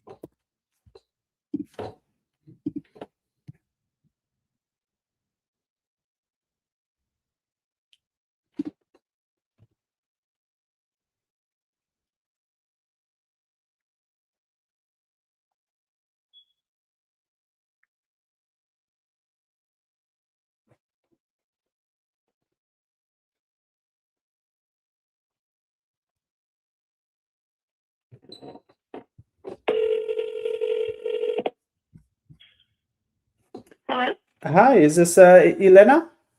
This is Elena. Hi, this is Edward. I was just calling. Looks like you had filled out a form maybe a while ago about selling a property there on Vista Street. Was that still something you were looking into? Yeah, the vacant land. Okay, so when I pull it up here, okay, so that's the vacant land, right? The one on uh Address. That's a close by property, but mine doesn't have an address associated with it. oh, okay, but you said that's the closest one though, right? Probably, yeah. Okay, well, I'll go based off of that, and I could look at the surrounding area there. How big are the lots? It's 7,500 square feet, so like 0.17 acre. Okay, and it's just one lot or two? Big parcel, 28, 29, and 30. But the total combined area is 7,500 square feet, and it's just one tax ID. Oh, okay. And how much were you looking to get for the lot? I was targeting 153. They sold for 290 in 2017, and according to the assessor, the fair market value is probably around 175. Okay. But Okay, and you say they sold for 290? How do you mean? Yeah. Like you're the one that bought it for 290? you know, I got a deal because there was the seller had received a $60,000 SEC fine for fundraising improperly, so that caused him to kind of be in a panic to get rid of a lot of his 200 lots. Oh, Poor guy interesting. got his 200 lots. So anyway, so I got a deal on it, but I have to save the house I live in from foreclosure. So that's why I really desperately need the cash from the sale. Oh, geez, I'm sorry to hear that. And how much, I guess, like, what's like the deadline there? How fast do we have to move? Well, I mean, there's a guy I've got a contract with right now for no more than 30 days. So, I don't know. I mean, hopefully he'll let me know everything's going smoothly, but if anything falls through with that, I mean, I'm definitely need to move quickly. Okay. Oh, okay, so you already are under contract. Okay. Um, and was this just recently, or how much time does he have until he has to close? I just signed it last week. Last week. Okay. And then when's like the auction date? Well, I don't have an auction yet, but Oh, you okay. know, Okay. So you at least have some breathing room a little bit in case he falls through. yeah, hopefully. Okay. Are you going to see end buyers? Yeah, so we also buy, but we also do assignments as well. It just depends on the situation. So that's always first wanting to have a conversation to see if it's something that we could maybe help you with. So yeah, is the other guy wholesaling it or he's actually buying it? He's actually buying it. Oh, okay. Okay, well, if things change for whatever reason, because it does handicap us since you are under contract, if for whatever reason he doesn't, perform or anything, feel free to give me a call and would definitely love to see if we could help. Thank you. Could you do me a favor and text me with your name and company name? Yeah, absolutely. I'll do that right now. Okay, Mm, thank you. all right. Thanks.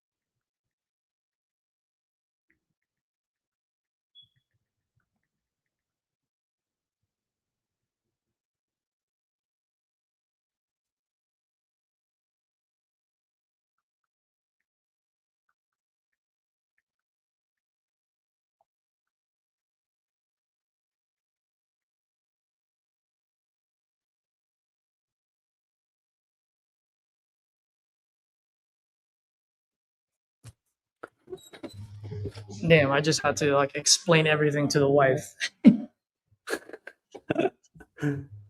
And she's You like, signed? well, she's like, the thing is like I'm looking to get some money out of this to like fix the new house. I was like, ma'am, you're not gonna get anything. I'm like, there is zero chance. But after I explained it, she understood. Yeah, that's good. I kind of wish that I actually didn't mute myself. I forgot that I had muted myself because I think what what I did right now is what most people don't do, um, which is like I just explained to her like, hey, like based on my conversation, this is what he wants to accomplish. And then after I said regurgitated what we discussed, like just did a recap, I said, now let me take a step back, shut my mouth, and I want to hear what your goals are. Yep, that's good. And Yeah, then and then that's when she opened up. She's like, well, it's the same thing. Yeah, we definitely want to get rid of that 1,088 a month. But I also want to do this. And I'm like, I understand, and I will do my best to do that. And then I told her, I'm like, look, I explained to him the numbers. I'm like, should I explain it to you? Like, if you want to know, I'm more than happy to explain to you. But if it's gonna bore you and you don't care about it, let me know now as well because I don't want to bore you. She's like, no, explain it to me. And so I did, and she's like, yeah, sounds about right. She's like, you're dead yeah, on. Like, and she's like, I like you, so let's go. Like, send it over. yeah. That's awesome. Yeah. Now, is that gonna happen all the time, guys? Like, no, dude. Like, this people are just not gonna give a shit, right? But these people are like, they understand. They've been on that side of the table, and they just want to get rid of that mortgage. Right. Right. You know, so it's like, and the reason I'm pointing it out is because like you do this like 100 times to like 100 different people, maybe it'll only work to like 5 or 10. You know, and a Yeah. lot of people are like, oh man, well that's not efficient. And it's like, no man, people are people. You can't control who's going to say yes, and you can't control when they're going to say yes. Hmm. But what you can control is how many people you talk to and how many times you do the same thing over and over and over again Yeah. Yep. to get to the right people. Exactly. Yeah. So true, man. You know, and I haven't heard your calls today too. But remember, I told you, man, just whatever it is, do not change your approach. Just have the ones that we discuss as your arrows in your quiver. Right. Right. So when you need to, Hi, do is this it. Barry? Who's calling? Yeah, absolutely. My name is Edward. Looks like you had maybe filled out a form a while back about your place there on Dagger.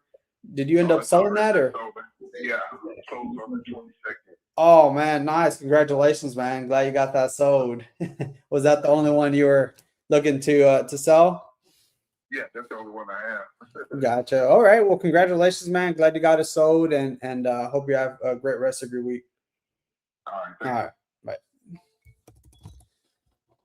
Sorry, I just answered.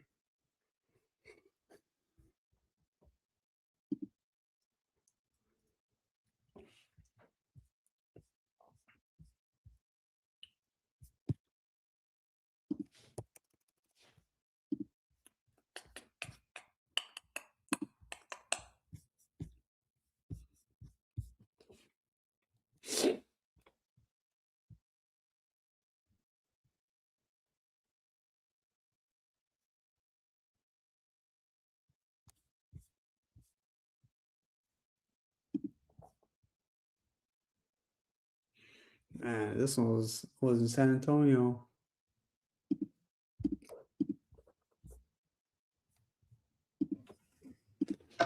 Good. This is when I wish I had like someone working with us or for us that will just send out our agreements. Hmm. Yeah. If anyone on here, by the way, that wants to just learn the business and work for free, come on by. Come on, guys. You can be my account executive, or I should say account manager. You'll just be managing the accounts. I will not and cannot pay a base salary, but I can pay commission. Give you a small percentage of the deal.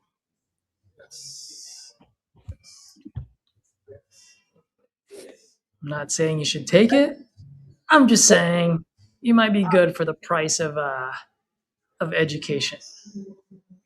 That's all I was gonna say. I remember when I first started, I would just work for free just to learn. That way I could just pick it Bruh. up. Like I didn't care. I was like, no, I'll call your leads. I don't care, dude. Let me just walk me through the process. Like, I just want to see it out, like from the From soup to beginning. nuts. Yeah. Yep. It's invaluable, man. Like, Yeah. it's priceless, is what I'm trying to say, right? Because Yeah. you can pay someone's $8,000 to do it, or you can work for someone for free and learn. Yeah, and do it yourself and make the money. So Yep.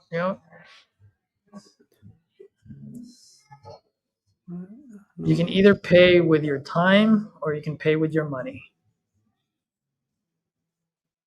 And if you don't have money and you have time, you might have to suck it up a little bit, you know? mm-hmm.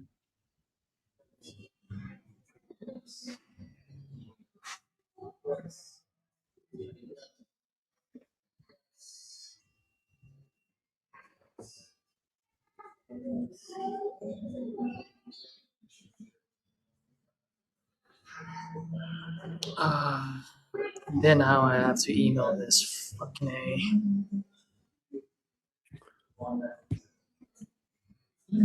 Okay. Write up an email stating Dash, please find the purchase agreement for what's the address of this fucking thing?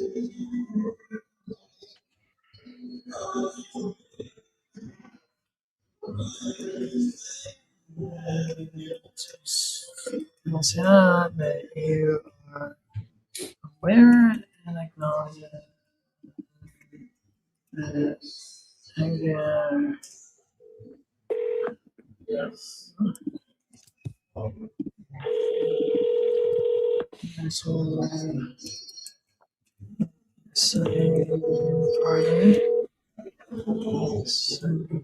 Has been forwarded to voicemail.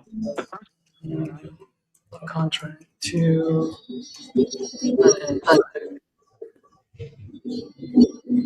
user review.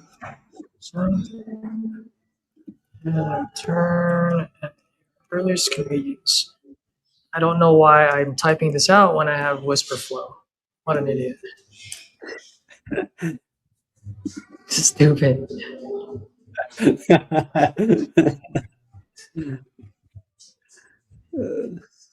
My brain is misfiring, folks.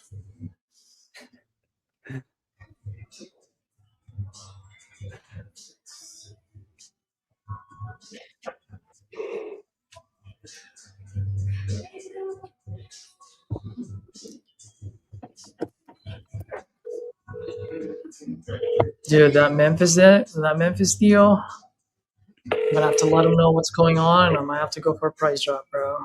I lose the deal. Stupid. So stupid.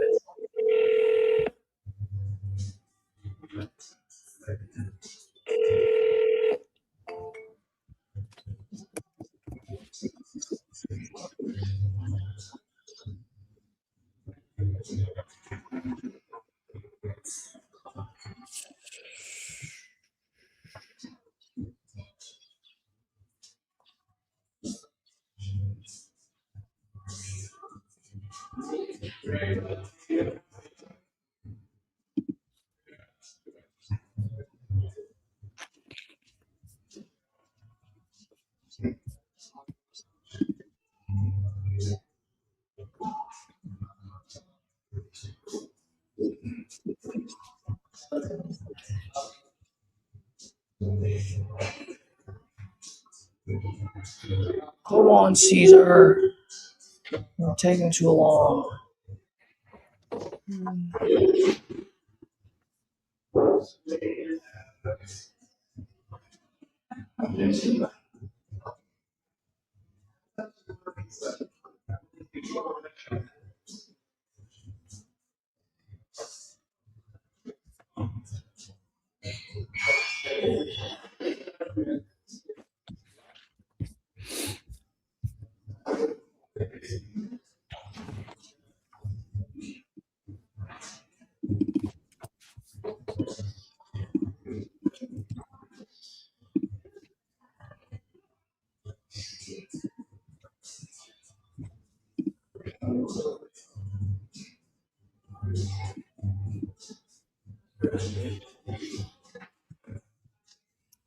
What is their phone numbers?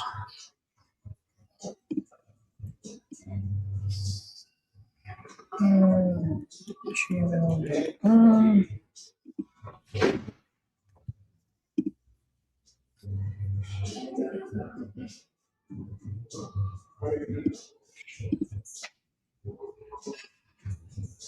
Did you? I think you. Did you talk to this guy before or no? Who? Reggie. Right? I don't know. No, you didn't.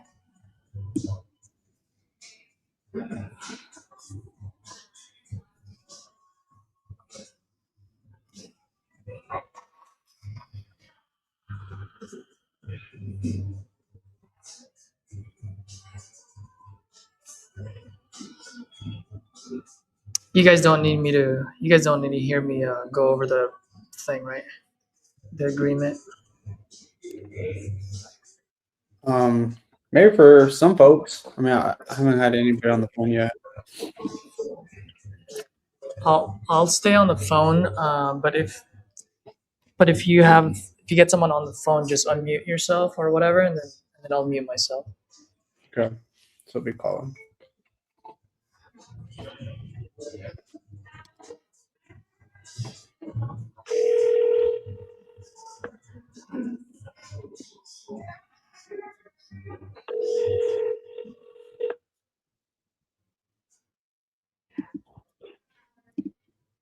Hello. Hi, good afternoon. Is this Donald? It is. Hey, Donald. This is Edward. Looks like you may have filled out a form. I think it was maybe last month about a property there on Cherry Mountain Street.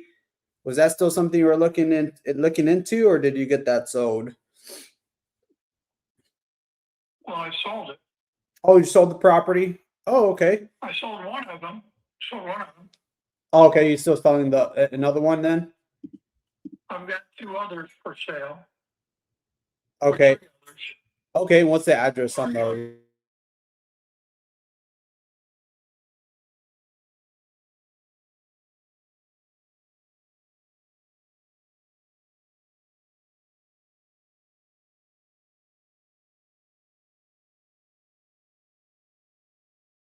Okay.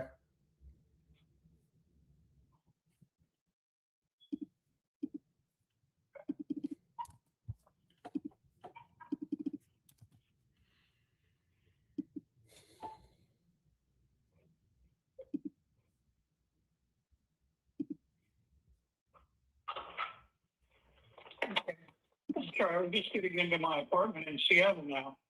Oh, okay. You said Seattle? I moved to Seattle from Forest City. Yeah. Oh, wow. What brought you out there? Medical reasons and a son to be closer. They told me I had to stop driving, so I just am selling my RV. I thought maybe that was somebody calling the RV now. Oh, gotcha. Yeah, moving closer to family makes a huge difference. Yeah. Yeah, that too. So I had a 30-acre farm there, and I had one house that was at 434 Cherry Mountain Street, and I sold it about a month and a half ago, along with 10 acres. So I have a little bit less than 20 acres left, And one of the properties, there's actually now 4 separate parcels. They're still not showing up right for some reason in online. Yeah. I guess I need to check, but the one has got a house on it, 548 Cherry Mountain Street, along with 2 acres. And then the rest of the property is just raw acreage, and it's in 3 separate parcels. Okay. So you're only selling the one with the house and the 2 acres? Well, that's what I'm most interested in selling it first, because I've got the other. There's about an 8-acre parcel that I think the people that bought the 434 property are going to buy, and I'm talking with them about that. So I'm in negotiations on that with them. So I'm really focused on the 2 acres with the house. With the house. Okay. Okay. Well, yeah, let me see if I could take a look into it. Then I'll just run through like a few details, a quick details to get a better feel for it. And then we'll see if we can put something together that hopefully lines up with what you're looking for. So right now the address that we're looking at would be in the house. Correct. Okay. Correct. And the 2 acres with the house, it's set up right now as a double. I've been renting it as an Airbnb. The renters that are in there right now leave at the end of this month. Then my housekeeper will clean it, and it'll be ready to show. So, and it's in perfect condition. I remodeled it 3 years ago completely. We did everything. It's got new HVAC, new appliances, granite countertops, granite and tile in all their bathrooms. It's a bathroom and 2 bedrooms per side. The one side has a stack washer dryer in the kitchen, and the other side has a full-size washer dryer in the basement. Now the basement is a full basement. It has the HVAC system, main unit, and the on-demand water heater, and it's got the switch boxes for all the electronics, for all the everything. Okay. And it's a full insulated basement. It could easily probably be turned into another unit. Okay. Okay. Wow. Sounds like a beautiful home there. It's completely private in that the land. When people stay there, they stay there because of the complete privacy, the deer and the wild turkeys that are always there. That it feels very remote, but it's almost within walking distance to downtown Main Street. Okay. And I know you said it's Airbnb. How often is it occupied? All the time. Year round. Year round? Okay. How many? Year round, and what I'm saying is, as soon as somebody leaves, somebody else is wanting to stay there.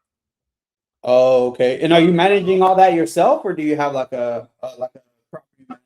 I did it all myself while I was traveling the country in my RV. Oh. I just did it all by phone and using Airbnb. Yeah. And it was Airbnb.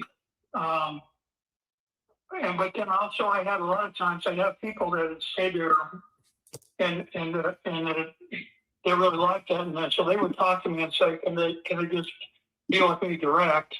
So I've had several times where I've had people, like I had one guy from California that stayed there for a year on one side, paid $2,000 a month for one side, and then the other side I rented out on Airbnb and made about another $2,000 a month on that.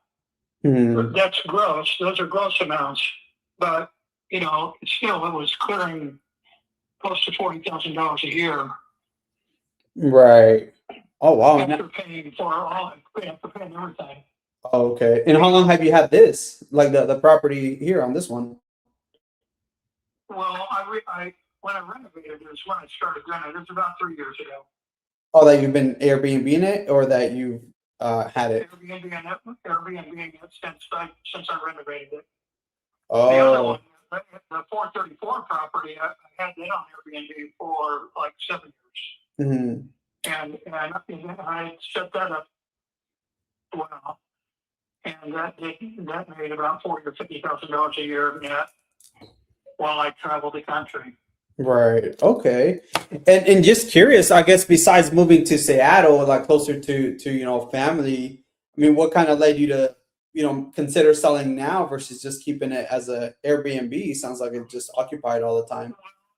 It would be possible, but I'm just I don't know exactly what my position is going to be, so I'm trying to simplify my life for my kids. Oh, well, how are you holding up? Like, are you okay? Yeah, I'm doing all right now, but I just want to make sure that everything is pretty well taken care of and it's simple for them. And I've had a pretty complex life for a while. I was also running a farm, an organic farm. That I sold shiitake mushrooms and microgreens and flowers and stuff that I grew on the 434 property. Mm-hmm. So with a couple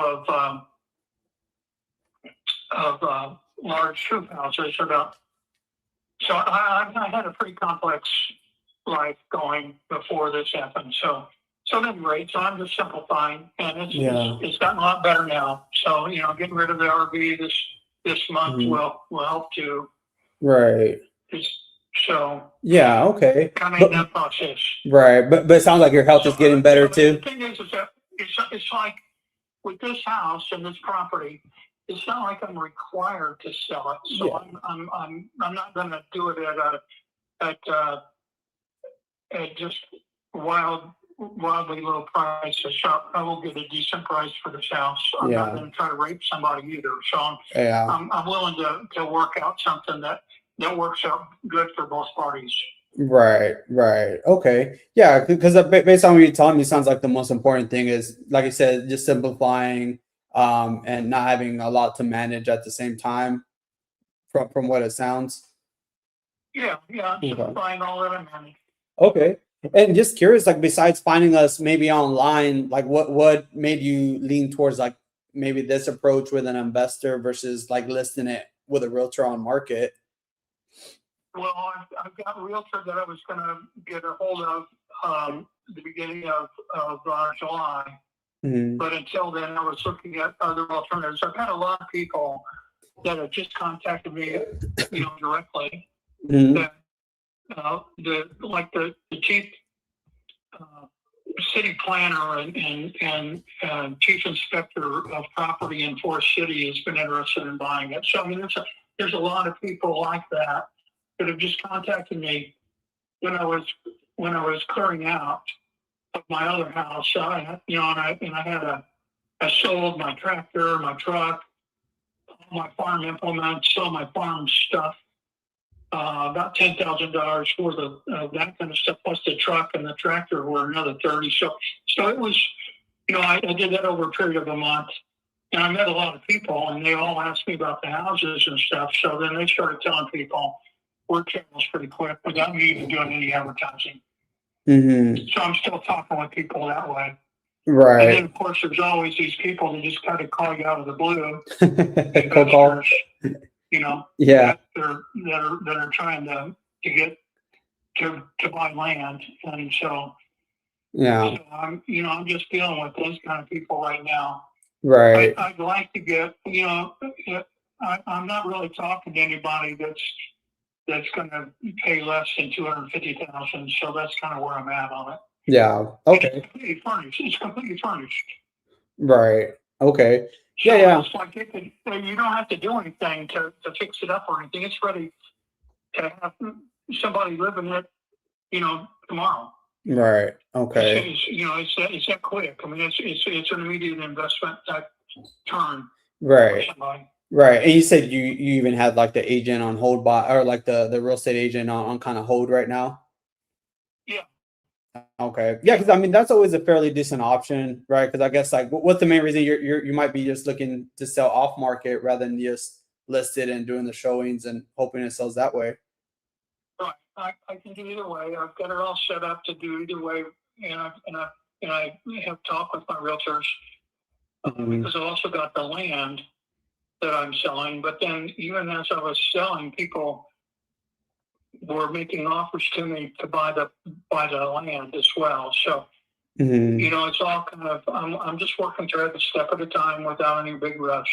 Right, right. Okay. Sounds like, obviously you're flexible on time frame. It's not like something that, has to get done now or 6 months or a year from now. It's not, but I'd like to, I'd like to get it cleared up. Okay. You would like to get it done sooner rather than later if you could. Exactly. Okay. Yeah. 3 months is my horizon period. The what? To have everything in North Carolina sold. Oh, okay. Okay. Well, yeah, like I said, I definitely would love to help you out here now that I have a kind of a better understanding. I always tell folks I enjoy what I do, and at the same time, I like helping folks, get them whatever I possibly can, based on what they're looking to accomplish. I like to also keep things open and upfront. We are investors, so when I'm, looking at some of these properties, Where are you guys based? Are you as you could, yeah, as you can notice on my number, I'm out here in Texas, but we do buy nationwide, especially there in North Carolina. Okay. Yeah. If somebody that's got strong in North Carolina that's been aggressively pursuing investing in this property too. So yeah. Well, we have relationships out there.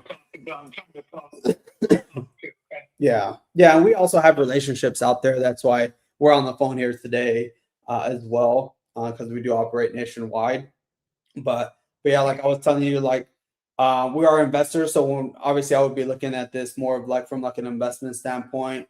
That said, I want to make sure, I want to do everything I can to make sure we cover everything like you're looking for at the same time. Otherwise, when you're talking about investing, you're talking about you want to buy it and sell it. buy and sell or keep and rent. You don't want to buy it and rent it. It will be the same thing. They'll either be buy and rent, or buy and resell. We have different multiple ways. As far from an investment standpoint is all. Right. This property is ideal as a buy and rent. Right. You can both sides and still, you could pay for the property itself and still clear $20,000 a year, profit. So I mean it's paying for itself completely. Right. So it's a real good return. If you put down like 100, like if you were to invest 100 or 150,000, put that down and then finance the rest, and it'll pay for everything, and you'll still make 20,000 a year. So I think it's a really good investment that way. In that way. So like if you got somebody that's like renting it for a year at a time, per side, it works out really nicely that way, and then you don't have to worry about housekeeping and all that kind of stuff all the time. Right. If you get somebody somebody can actually serve almost as the property manager type. That's what the guy did when he lived there for a year from California. He became my on-site property manager, kind of maintained things, but still was not asking for any payment or anything for that. He got extra space. Yeah. In the it's got a 4-car carport attached to it. Yeah. And a 24 by 12 shed. So there's storage area that could be rented as well. Okay. Okay. Well, yeah, that definitely helps. So I do definitely appreciate you telling me that. And like I said, at the end of the day, I want to make sure, like, whatever we do, I mean, like you were saying, make this a win-win for both parties. And, obviously I want to make sure everything is covered, like, on your end based on what you're looking for. Otherwise, probably doesn't make sense to have the conversation. So I guess, like, for you, based on what we're talking about, sounds like you kind of just want to kind of downsize on this part here where you have out in North Carolina. So I guess just so I can kind of get a better understanding, like the full picture here, I guess for you, what's kind of like plan, like what's a plan like when you sell, or like how much do you feel like you would need in your pocket, like to be able to at least make that change? Well, like I said, if I sell this 2 acres with the house and the shed and all that, I mean that piece of property with the house, minimum of $250,000. Yeah. 250. Okay. Okay. Yeah. And I'm not involved with anything other than accepting money, you know. Right. Yeah, because I mean, it sounds like if you owned it for a while now, there's no like liens or mortgages or anything like that. That No, I would. own it completely. I own it completely. Okay. I've owned it for 5 years, 10 years, 6 years, 7 years. Sorry. No. Okay. I guess I bought the land about 6 years.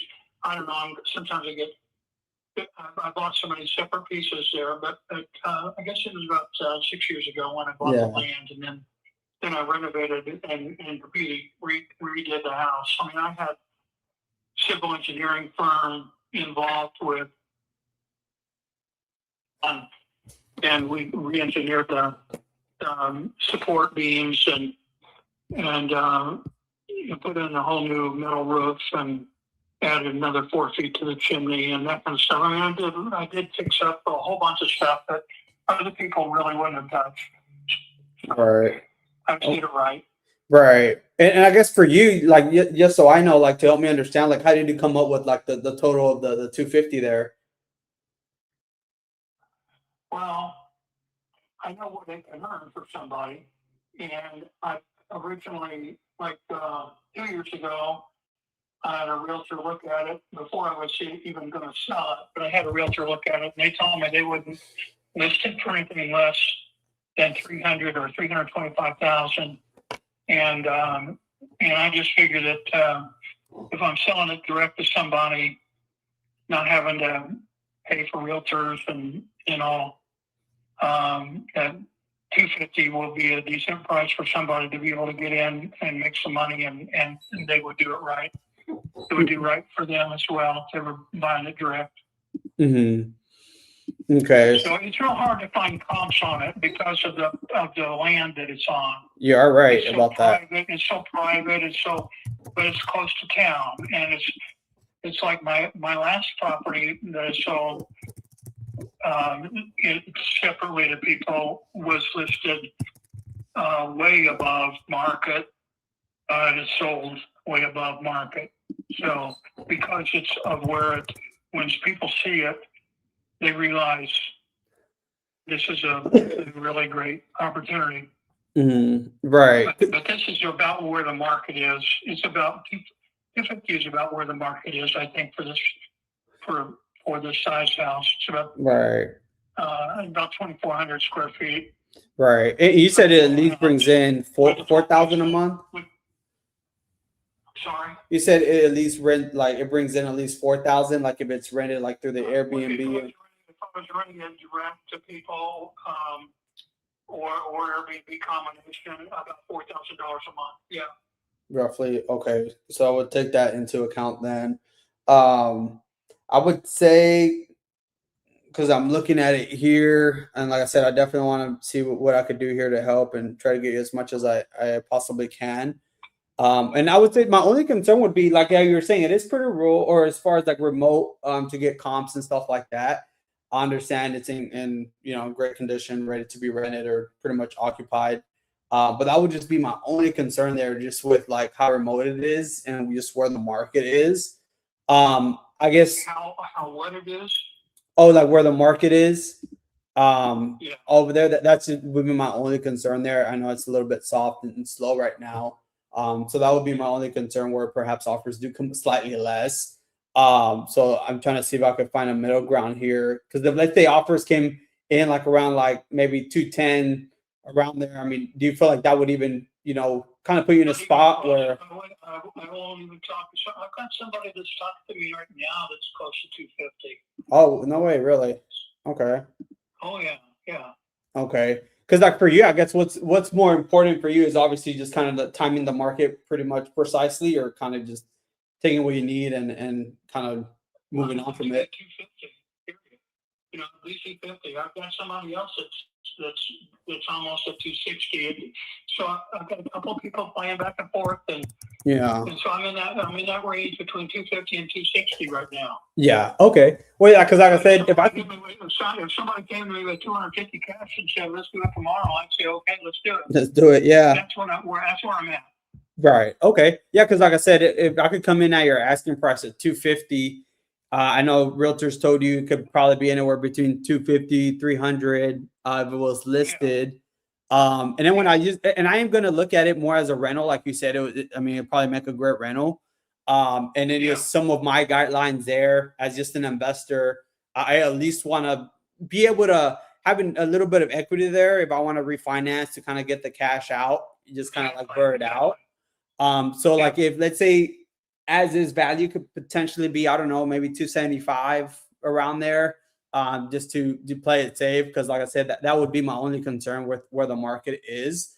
It does put me where if I'm all in at 250, maybe I don't have to do anything. It does put me where it's just like a 9% there, like of equity. So it's a little bit tight there for like an investor to kind of be able to refinance out a little bit. So that would be my only concern. So like in order for me to make this work, like I said, I would probably have to be unfortunately in that about 210 range. So that's what I was kind of seeing if there was anything that we could maybe make some work, if it was depending on what was more important to you at the end of the day. But yeah, I think that unfortunately that's where I would have to be at just for it to kind of pencil out as a rental property there for me. No, we're not going to do it. Okay. No, yeah, I totally get it. And at the end of the day, I don't want to. I was not going over that until because I don't want to make you feel like I'm trying to poke you in the eyeballs or anything. And you know, I want to be, you know, try to give you as much as I possibly can, but at the same time, I have to keep the lights on. I just won't do it. I won't do it. I'll sell it for more.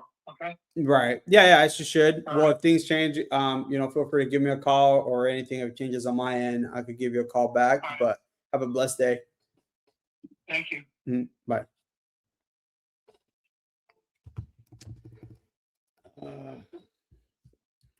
I could have got there sooner, but Dude, I thought that. Well, I mean, I didn't hear the whole thing, but you know what I like though is you were still doing your approach, and I think you were switching back and forth. I was, yeah, I was thinking about your needs based and product based.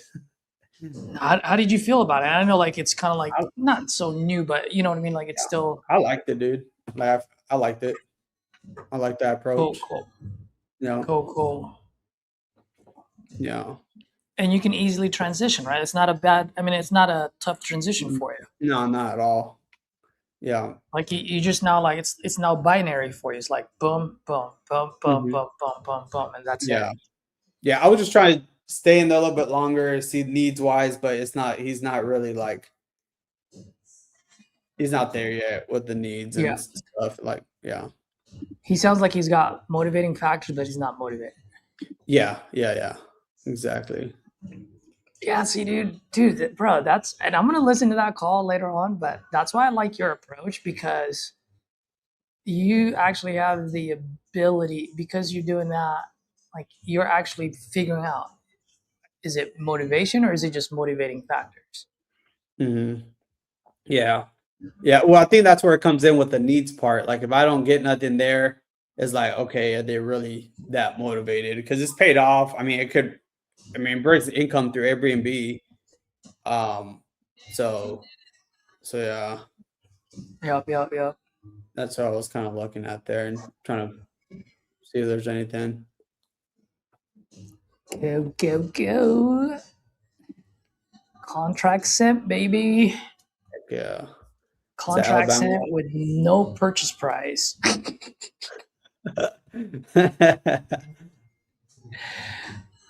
I love it.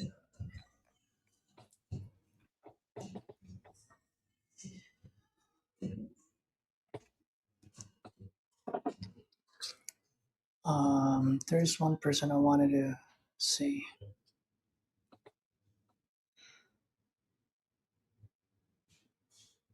Oh, dude, we have a bro. It's all new. Oh shoot, it's me. You want this one? Yeah. It's a PPC.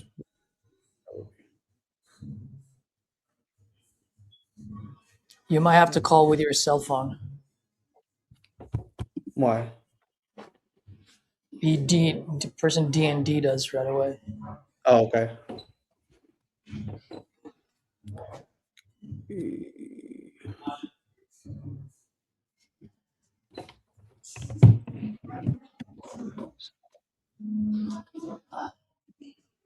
And it's in Denver, Colorado, bro. We have buyers there, like into you. Oh, nice. Okay. Here, Yep. let me just go pee real quick because I'm about No, to. don't do that. Don't do that. This is a PPC. Just kidding. Bro.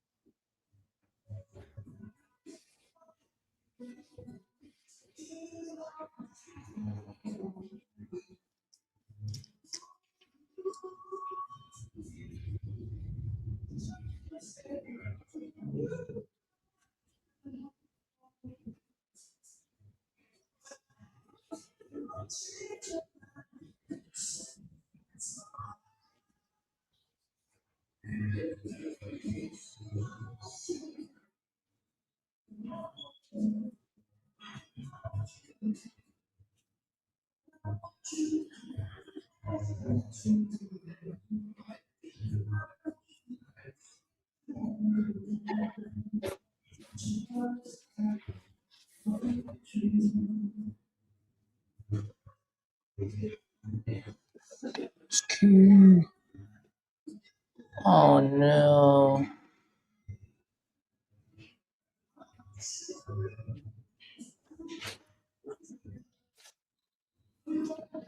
Oh, I don't Need to want to leave. deal with this one. Huh? You're like, nah, bro. It's a PPC. Speed to lead. No, it is PPC. Man, the person that raised his hand responding to my text is in Texas with the address of FM into it. You know, that's never a good sign. Yeah, I know, dude. It always ends up being like rural and County road and FM and all that shit. yeah, no good. No bueno.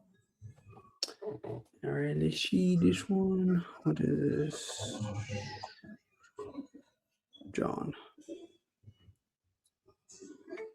I'm gonna mute myself. You go ahead and do it. Okay.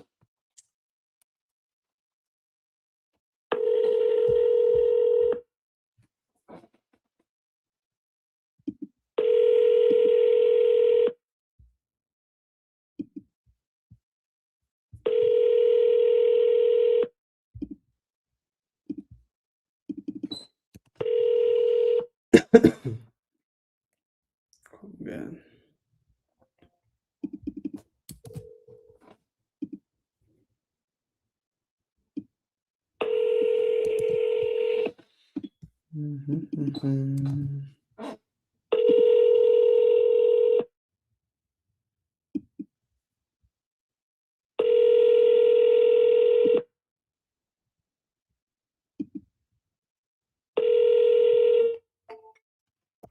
Nada.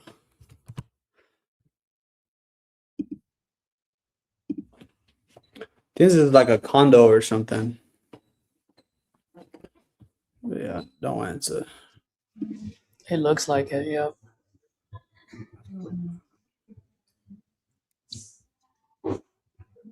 Hey, try calling David. Look, David who? here, I'm gonna tag you in the thing.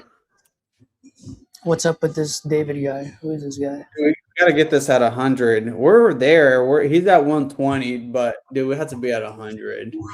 Oh, dude, I remember this guy. Did I talk to this guy? No, I spoke to him when Hyra was on.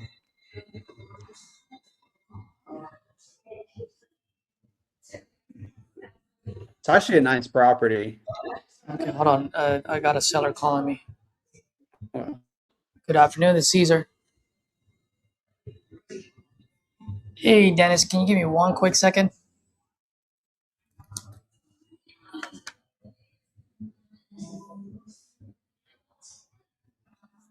Yeah, Dennis, can you hear me now? Yes.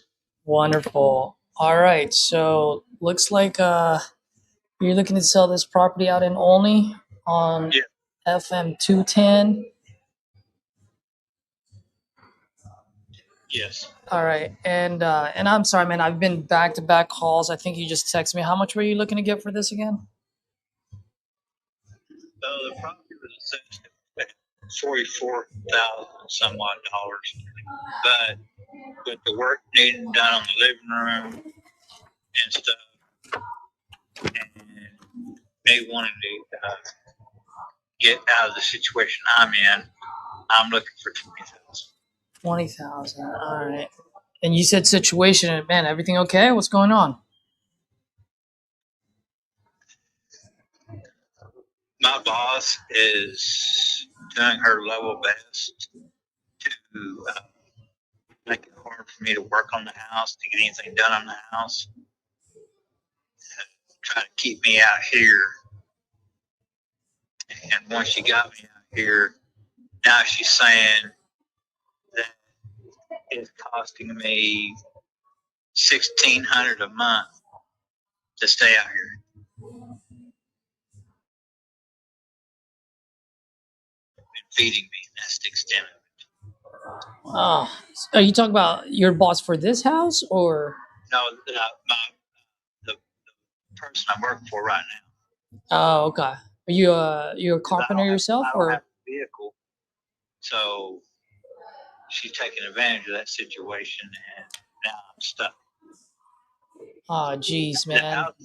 house is in my mom's name. I was gonna say, what is your mom's name? Because I see a Okay. different name on here. Yeah, Melba Joy Bennett. So what's the situation there? Is your mom still alive, or do you? Yeah, she's still alive. They couldn't be bothered to transfer the house over to my name, so instead they put it in a will.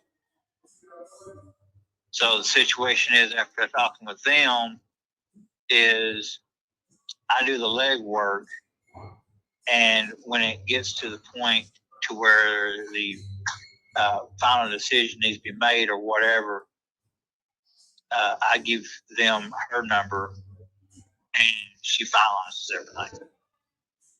Okay, yeah, because she would need to sign the Right, agreement exactly. if we were to get into any type of agreement. Exactly. Okay, all right, but she's aware that you're selling this because Yeah.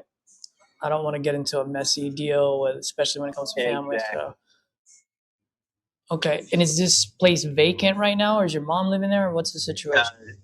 Mom is. We had to move mom up to somewhere up to by my sister Okay. for health issues and stuff like that. I was living there, but I screwed up. I ended up going to jail for a little bit. When I got back out, nobody had paid bills or anything, so all the utilities are off. So I'm stuck out here. And once she got me out here, now my boss is coming up with all kinds of excuses not to help me get back in the house. Oh man. And so the final decision, because I don't have a vehicle and no real job prospects around here, the decision was to, after talking to everybody, was to just get what I can out of it and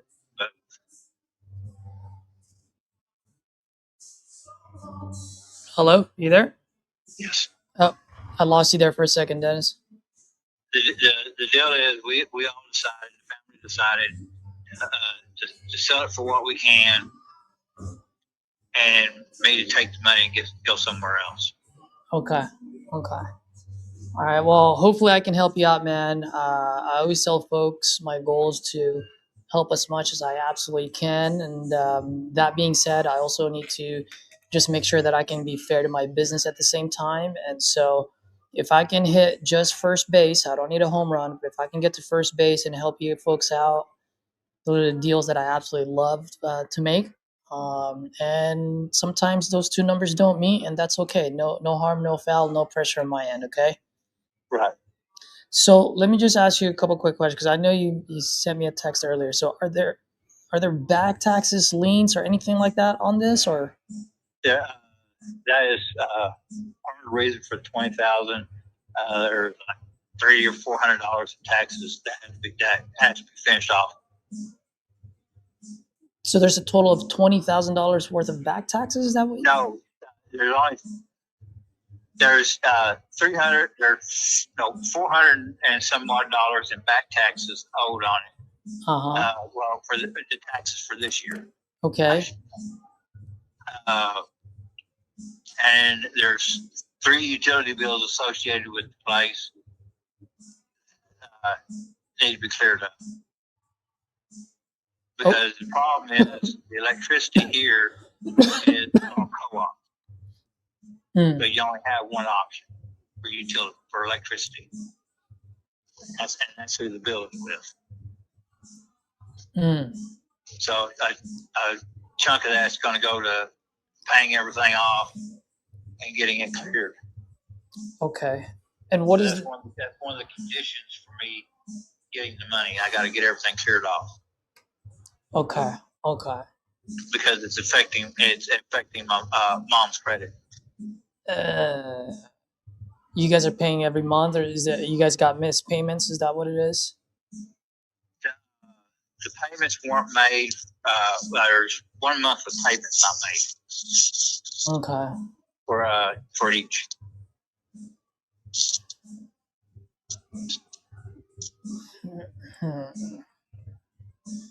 Okay.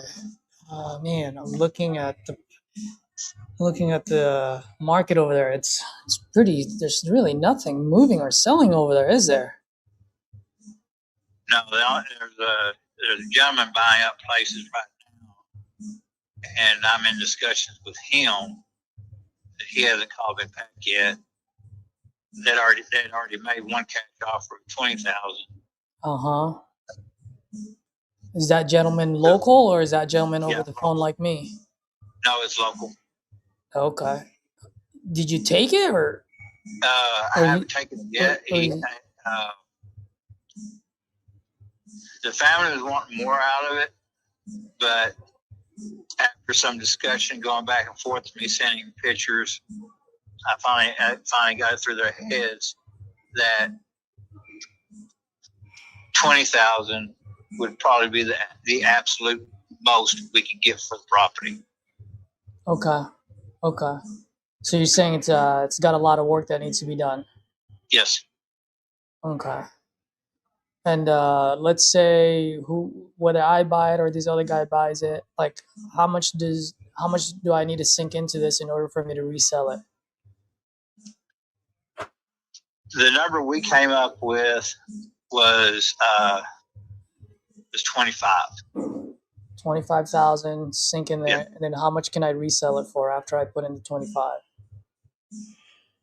After you sink some money into it, you could probably sell it because there was a property that was sold on the other, a little further out from there. They put 22,000 in it and sold the property for 65,000. So 65,000 for this property. If you sink the money into it, you could probably sell it for 50 to 55. Oh, that is cutting it short. 50, 55. Maybe more, depending on how much you're willing to upgrade it. Yeah. Well, the only thing is sometimes like you can't really put in as much because there's a cap. You know what I mean? Because it depends on if it's a $55,000 block. I'm not gonna put in more, hoping that I can sell it for 65 or 70. You know what I mean? Right. I have to react to what the market is gonna bear. How much can I rent this place out for? the rent around here is 5 to 700. 5 to 700. Yeah, And it's a 2-bedroom, 1 bath, right? 3 bedroom. I'm sorry, 3 bedroom. 3-bedroom, 1 bath. Now the property comes with a shed, well 2 sheds, a pen, and a 300-gallon, 2 or 300-gallon propane tank. Hmm. Okay. Now let me ask you, how serious is that guy offering you 20? But he's trying to buy everything right there by the cell barn, the old cell barn, and he's buying other properties around other cell barns. So I don't know when he'd get back over here. Mm-hmm. Like I said, he's on a major buying spree right now, and I contacted his hand, the guy who made the offer, and I'm just waiting to see who offers what.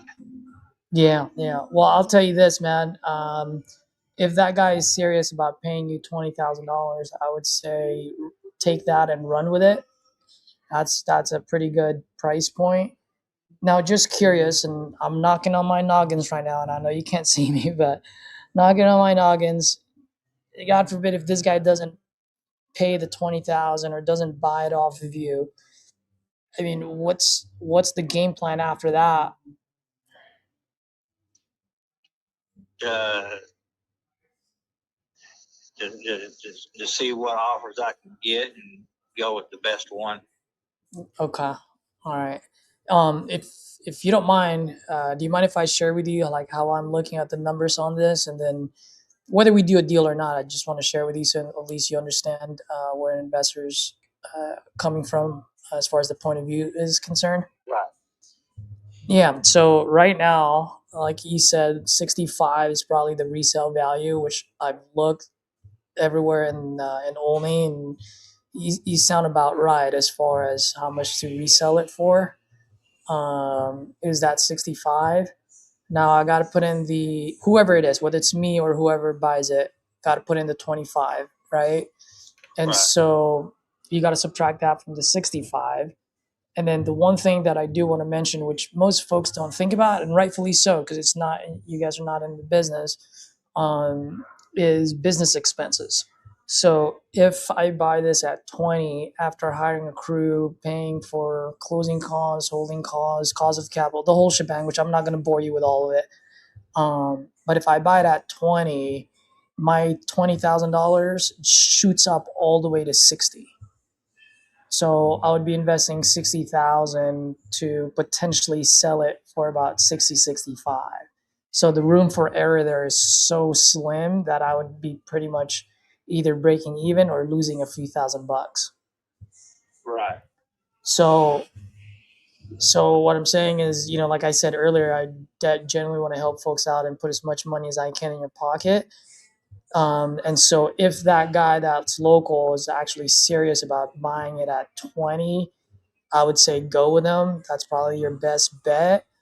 If you, for some reason, if he doesn't buy it, he doesn't perform, personally, I feel like this thing will probably move like in the low tens. Just because if, for example, I'm not saying you would do this, but if I were to buy it at 10,000, my all-in number jumps up to about 50, 52, hopefully to sell it for about 60, 65. Right. So it's like I'll be risking $50,000 to win 5 to 10,000 bucks. Let's just say 10,000. Yeah. So for me, the sweet spot is really in the low tens. And also my only other concern is that place is so rural, and the as far as like the market goes, nothing is really moving. and so it might even sit on the market for a long time after I fix it. Right. You know. Now let me ask you, if you don't mind, just curious. I mean, if this guy doesn't follow through with a 20, and then I can give you 10K for it, for example. I mean, is that something that would even help out? Uh,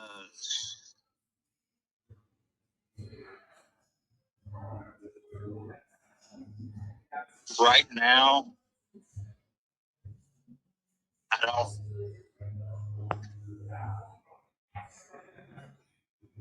The thing is, the reason I was trying to get at least 20 is I'm looking at least 5,000 of it going to pay off everything. Then another 5 to 10,000 on getting a vehicle, leave me 5,000 to temporarily get in a place until I get some money coming in and get me a place. I see.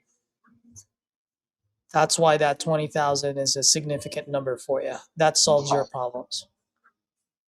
Yes, I gotcha. because all the debts alone are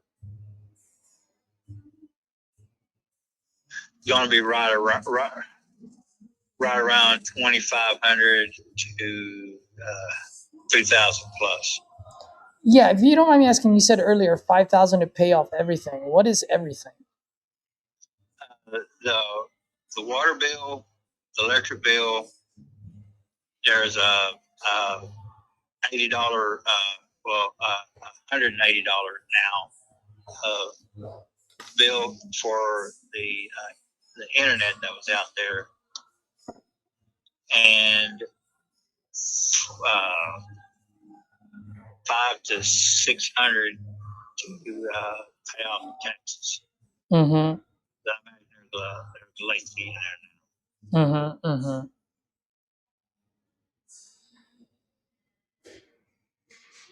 Okay, so everything you're saying there just pays off the all the debts for the house. Yes. So 5,000. Okay, and then the vehicle that you're talking about, do you have a vehicle picked out already? Like how much that costs? What's the situation there? What I'm going to do with that is I'm going to go there in Wichita Falls. There's several places where if you have a job, you can get a car through them, and they finance it. Mm-hmm. And I use that money to pay half of it down. Okay, and how much are those cars usually? The cars range from the ones I was looking at range from now they're all used. They're ranging from 2,400 to 5,000. Mm-hmm. 2,500 to 5,000. You're saying? Yeah. So that means you just need to put a down payment of 1,250 to 2,500. Is that right? Right. Well, I don't. The way they work is if you have a job and you have auto pay on your paychecks Mm-hmm. deposit, you set up auto pay with them, and they either take so much out each week or they take so much out a month. Mm-hmm. And with most of them, vast majority of them, there's no down payment. Mm-hmm. I was going to do a down payment to cut down the interest. I see. Because that's where some of them get you, the interest. Mm-hmm. I gotcha. David, how long have you been trying to sell this for, and how many people have you talked to so far? Since last week. Mm-hmm. And some of the ones I talked to, I don't know why they were given to me, but they don't.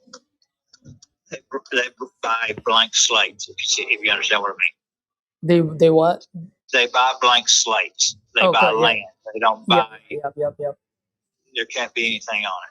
Mm-hmm. All right. Why did you give me these? Mm-hmm. They only buy. They only do this. Oh,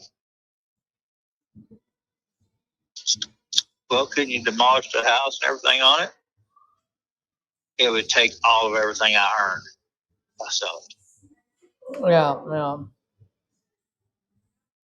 Now, question for you, man. I mean, in an ideal world, if we had a crystal ball here, like how soon would you want to be able to solve this and sell this, and that way you can pay off everything, get your vehicle, and set up a new place for yourself? Within 3 to 4 weeks.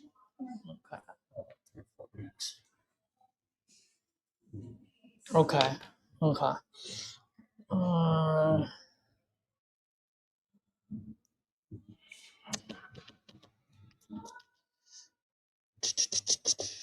And that gentleman, and I know I keep going back to him, and the reason I'm asking is because I really do want to help you out, man.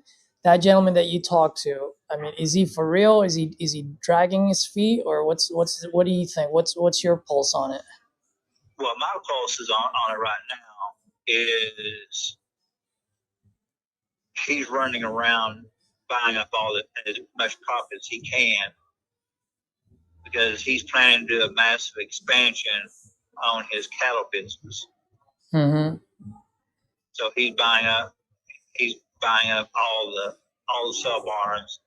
Any sell barn that is active right now but is going under due to money problems, he's purchasing as well.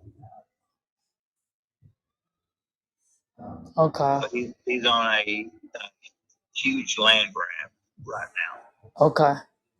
And it's just he's running around like a chicken with his head cut off. Yeah. You trust this guy? Yes. Everybody he's done business with, he's closed within 3 weeks. Okay.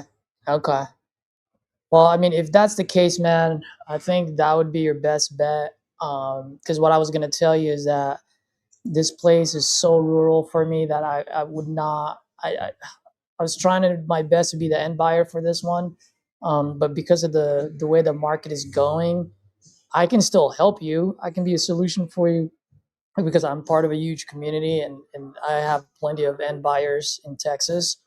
This is something that I can pitch to them and tell them. Go ahead. 2 things that would help is less than half a mile away, there is an aluminum plant that is in the middle of expansion and will soon be hiring. And there is a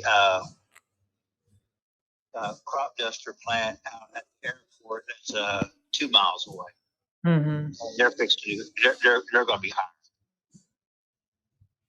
Yeah. I think here's what, David. I think here's what you should do, man. One, take that guy's money, run with it. 20K, I think, is a hell of a deal for this property. I would take it if I were you. If he drags his feet longer, or if he's not pulling the trigger, give me a call. I'm more than happy to help you with this. And I like to be fully transparent with folks. If you and I were to do business, I wouldn't be the end buyer for this, but I would wholesale this to another end buyer. And how that works, just so that you understand, if you decide to call me back, how that works is that I pitch it to my local partners who I have established relationships with, and see who would want to pick it up. Okay. My job is to get you the most that I absolutely can, and you don't pay me anything for it. How I get paid is they make me as a partner. So either I get paid after they flip it, or they make me as a partner as far as the equity goes. When they refinance it, or they pay me a small referral fee, which in our industry we call it an assignment fee. Right. So it doesn't come out of your pocket; it comes out of theirs. But where I come in and how I can be a potential solution for you is that you can leverage the network that I have and my knowledge in real estate and how I tend to move deals within 2 to 3 weeks. If this local guy doesn't follow through for you, give me a call. I'm more than happy to revisit and see how I can help you out. All right. Because part of me, I want to get an agreement with you. But then the other part of me is if this guy that's local, and that's why I was asking you, if he's local and he's a serious buyer, I don't want to take that opportunity away from you. You know what I mean? So if I were you, I would just go ahead and do business with him. If you told me that you didn't trust him or you don't know how all of this works, then I was also going to offer you, like, hey, I can handle the transaction, and then I'll charge him for whatever. But if you trust him and you're good to go, then just take the deal with him. Yeah. Cool. Cool. All right, David. Hey, man, add me to your contacts, bro. You never know. You might need my service. If you do, I'm only one phone call away, maybe two. But shoot me a text, give me a call. I'm more than happy to help you out. All right, brother. Thank you. You're welcome. Bye. That was a good call, man. Good Yeah, call. I stayed there longer than I wanted to. But I stay there for really more for people that are watching. Like, you saw the pathway there. Yeah. Yep. Yeah. It's good, man. You It's know. good. If you don't mind, like what was good about it, Edward? And I'm only asking not to toot my horn, but really more for the viewers that are watching, Bro, I and think it's anything that important. I could have done differently too. By the way, please let me know because I value Well, your. also in and out listening, but I think what you did good is understanding what he absolutely needs. There that you got to the bottom line. Okay, what he absolutely needs. You figured everything out. So I think that's where he did right, very, very great and uncovering that. I couldn't hear in the beginning what was his motivation there. I know he said something about like having to make payments, or he was kind of handicapped because he didn't have like a car or something, and somebody was taking Yeah. advantage of him. What was that about? Yeah. So his current job right now. He's somewhere. I guess he's at a job site, Mhm. but his employer is somehow messing with him. Whatever that is, like, however they're like, he just wants to get out. Mhm. And so that's why I said, okay, well, then there's an opportunity there. Right. And so I didn't really fully understand what that was, but I just kind of Yeah. let him. I just thought there's something else underlying besides just that. I thought that was just like Yep. And I just think that's what I surface caught level. there, and I wrote it down because I feel like sometimes, like even too, like while I listen back to it and stuff, like sometimes we have to tie the motivation back to the how. Like I feel like it's important to always tie it back. Like, okay, what about that? I was like, oh, really? What about X? It's kind of influencing the decision to like sell now, or influencing like the decision to make this transition now or make this change now. Because it's like it's true. It's like, well, what does that have to do with the house? I want to know what's the true motivation and try to tie that back to the house on there. And I always try to think about that, like, okay, motivation, divorce, or whatever the case, job loss or whatever. I'm always trying to say, okay, well, it's motivation, but I always want to tie the motivation back to the house to create that Yep. urgency of like, bro, I gotta sell this for this exact Yep. reason. So Yep. I think that's always a good, like, to always tie back the motivation back to the house, to want to create more of that urgency there. But yeah, that's something I just wrote. Like I always like to try to tie it back right away. So I think that's where I would have right there. I would have been like, okay, what about X or whatever he said there? Yeah, I couldn't quite hear him. We try to tie it back to the house. Other than that, dude, you still got to like everything else, dude, like needs and all that stuff. Yeah, I thought that was really good. Because Yeah, it we were sounded able like to attach everything. what's that? You froze. Am I Oh, frozen what or did you no? No, I said we at least we were able to to get like the actual grocery list of what he's trying to accomplish and attach a value to each one, which what for me that was like powerful. Dude, yeah, because yeah, that's great. Because like it sounded like you had to be at 15, right? Is that you had to be at 15? The other guy was at 20. I need to be at 10. Oh, you had to be at 10. I thought you had to be at 15. And the other No, guy's I at said 20. I said I need to be like low tens. Like that's what I told him. That's why I said I'm not saying that you would sell it to me at 10, but if I were to buy this at 10, but after everything, my all in is 50 to sell it for 60. So I was like, so you're making 10 and I'm making 10. Right. Yeah. Okay, I see what you mean. Yeah. Yeah. And that's the only thing that differs like with me when I try to make the offer, I don't like saying a whole number unless I really don't have nothing to attach it to. I just don't like because they just focus on that whole number. So like I think for me, like I thought it was 15. And I was like, oh, 5K for this. He said 180 for internet, 600 for something. He wants a car. Like 5K, and there you go. Whatever you need afterwards, like to kind of get back on your feet. But yeah, when it's like 10, at that point, I would have just said, because it was good because he got into that's what I would have done, like the car payments. I would try to take the needs from there a little bit. Whereas, like, okay, does he have to, can you just buy one for cheaper for cash or whatever? And he said down payment. There it said 2,500. I was like, okay, perfect. So I was like, okay, $5,000 for this. If you're able to, cover the expenses for the 5,000, and then let's say 2,500 for a down payment for the car, so you get one, and then left over we could get you on top of that another about 2,000 to 2,500 in your pocket, so that way you kind of get back up on your feet. Do you feel like that will put you in a better spot so that way you don't have to keep dealing with what you're dealing with and you kind of, whatever, move forward, whatever his end result was. But yeah, either way, I mean, it sounded like the other guy was, yeah, it's just because he also built that trust. He also had, I guess he's done deals with them. Everyone knows the guy. He would be our buyer. Yeah. So at that point, it's like, okay, I can get this guy at 10, sell it to that guy at 15 or 20. Mm-hmm. But that's why I asked, do you trust this guy? Have you done transactions before? Like, if he said, no, I don't know how to do this, then I would have been like, all right, brother. Yeah. He's willing to buy it at 20. You and I are in agreement now for 15. So I will make sure that you get the full 15. Yeah.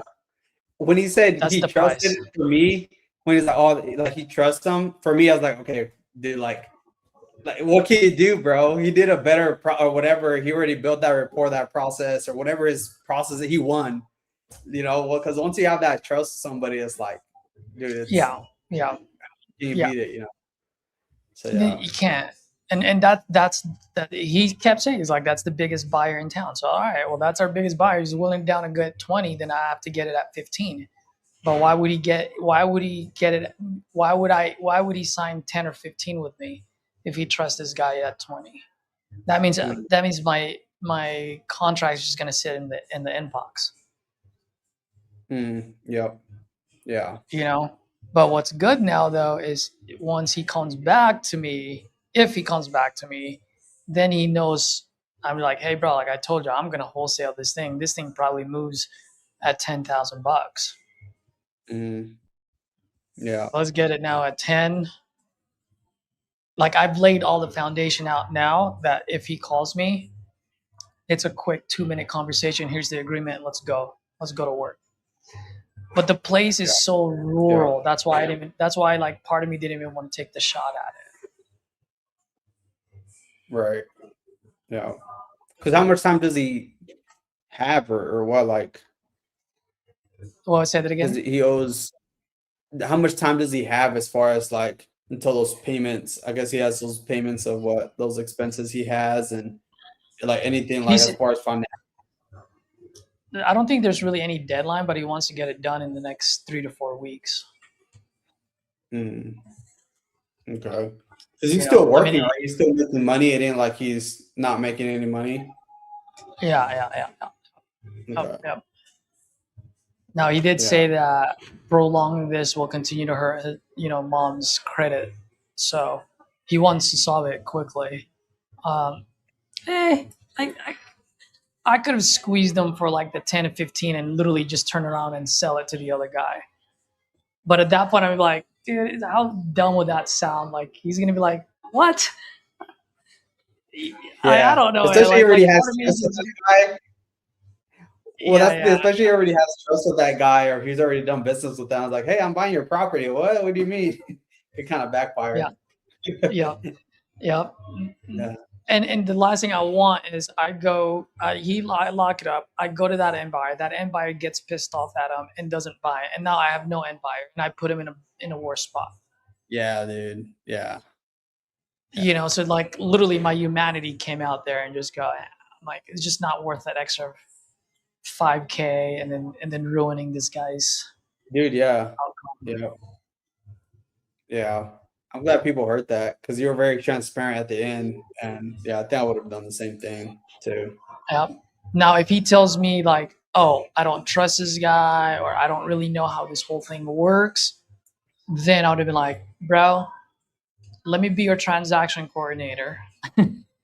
I'll get this thing across. It does cost money, but I'll make sure that you get your money." Then it would have been a game Right. over. I did that in my Yeah. Pine Bluff deal. All Oh no, right. no, not Pine Bluff. One of the deals that we have. Yeah, I'll tell you this quick story, and then we'll end the call here, Okay. session. So we couldn't find any buyers, right? I had to get a DoorDasher to go take pictures. Okay, and it was during that weekend when there's like that winter vortex going across the country, like a couple months ago. Mhm. And so, bro, we got the pictures. There was snow in the bathtub, and so I sent it to the seller, and the seller's like, "What the fuck's the snow doing there?" I'm like, dude, because you got a big ass hole in the roof. And she was like, I didn't know that. And so, whatever. No one wants to buy it. We finally got. Oh, she told me that the neighbor wants to buy the property. So I Uh-huh. told her. I said, okay. I was like, all right. I was like, well, this is way too much work for me. I'm not going to be your end buyer. Do you mind if I sell it to your neighbor? And she's Mhm. like, I don't give a shit. As long as I get my money, I'm like, okay, cool. So we went to go try to sell it to the end buyer. The end buyer is willing to buy it off of her for like 12 and a half. I forgot what, let's just say 12 and a half. And we tried selling it to him for 17. He's like, no, I told her I'm only going to buy it for 12 and a half. So I'm like, okay, cool, whatever. Dude, and then we finally got a buyer and we're selling it to him for 17, right? Because I have it under contract for like 12, whatever it was. And so we sent the buyer out there, and then the fucking neighbor came out and was like, dude, I can buy that at 12. They came to me for 12,000. So the buyer got pissed, like, wait, you guys are trying to sell this to me for 17, but you were trying to sell it to him? I'm like, no, I'm out of here. And so we lost it. So then I was like, oh my gosh. So then I called the seller. I was like, dude, your neighbor fucked this whole thing up. She's like, what do you mean? I was like, well, we have one buyer who was willing to go, but your neighbor, da da da da da. And she's like, that fucking guy, he always, and she just unloaded on him, right? So I said, Uh-huh. okay. I was like, well, that's your end buyer. I'm like, do you trust the guy? She's like, no. I'm like, have you ever sold property before? She's like, no. She's like, well, how do you know he's gonna pay you? She's like, I don't know. So I said, all right, well then I'll be your transaction coordinator. I'll take care of everything on the back end. You just collect your money. And she's like, okay. I was like, but it's gonna cost you. She's like, how much? I'm like, 3,000. And she's like, done. Oh, so you sold it to that guy for 12 and you just got paid for being a 2C?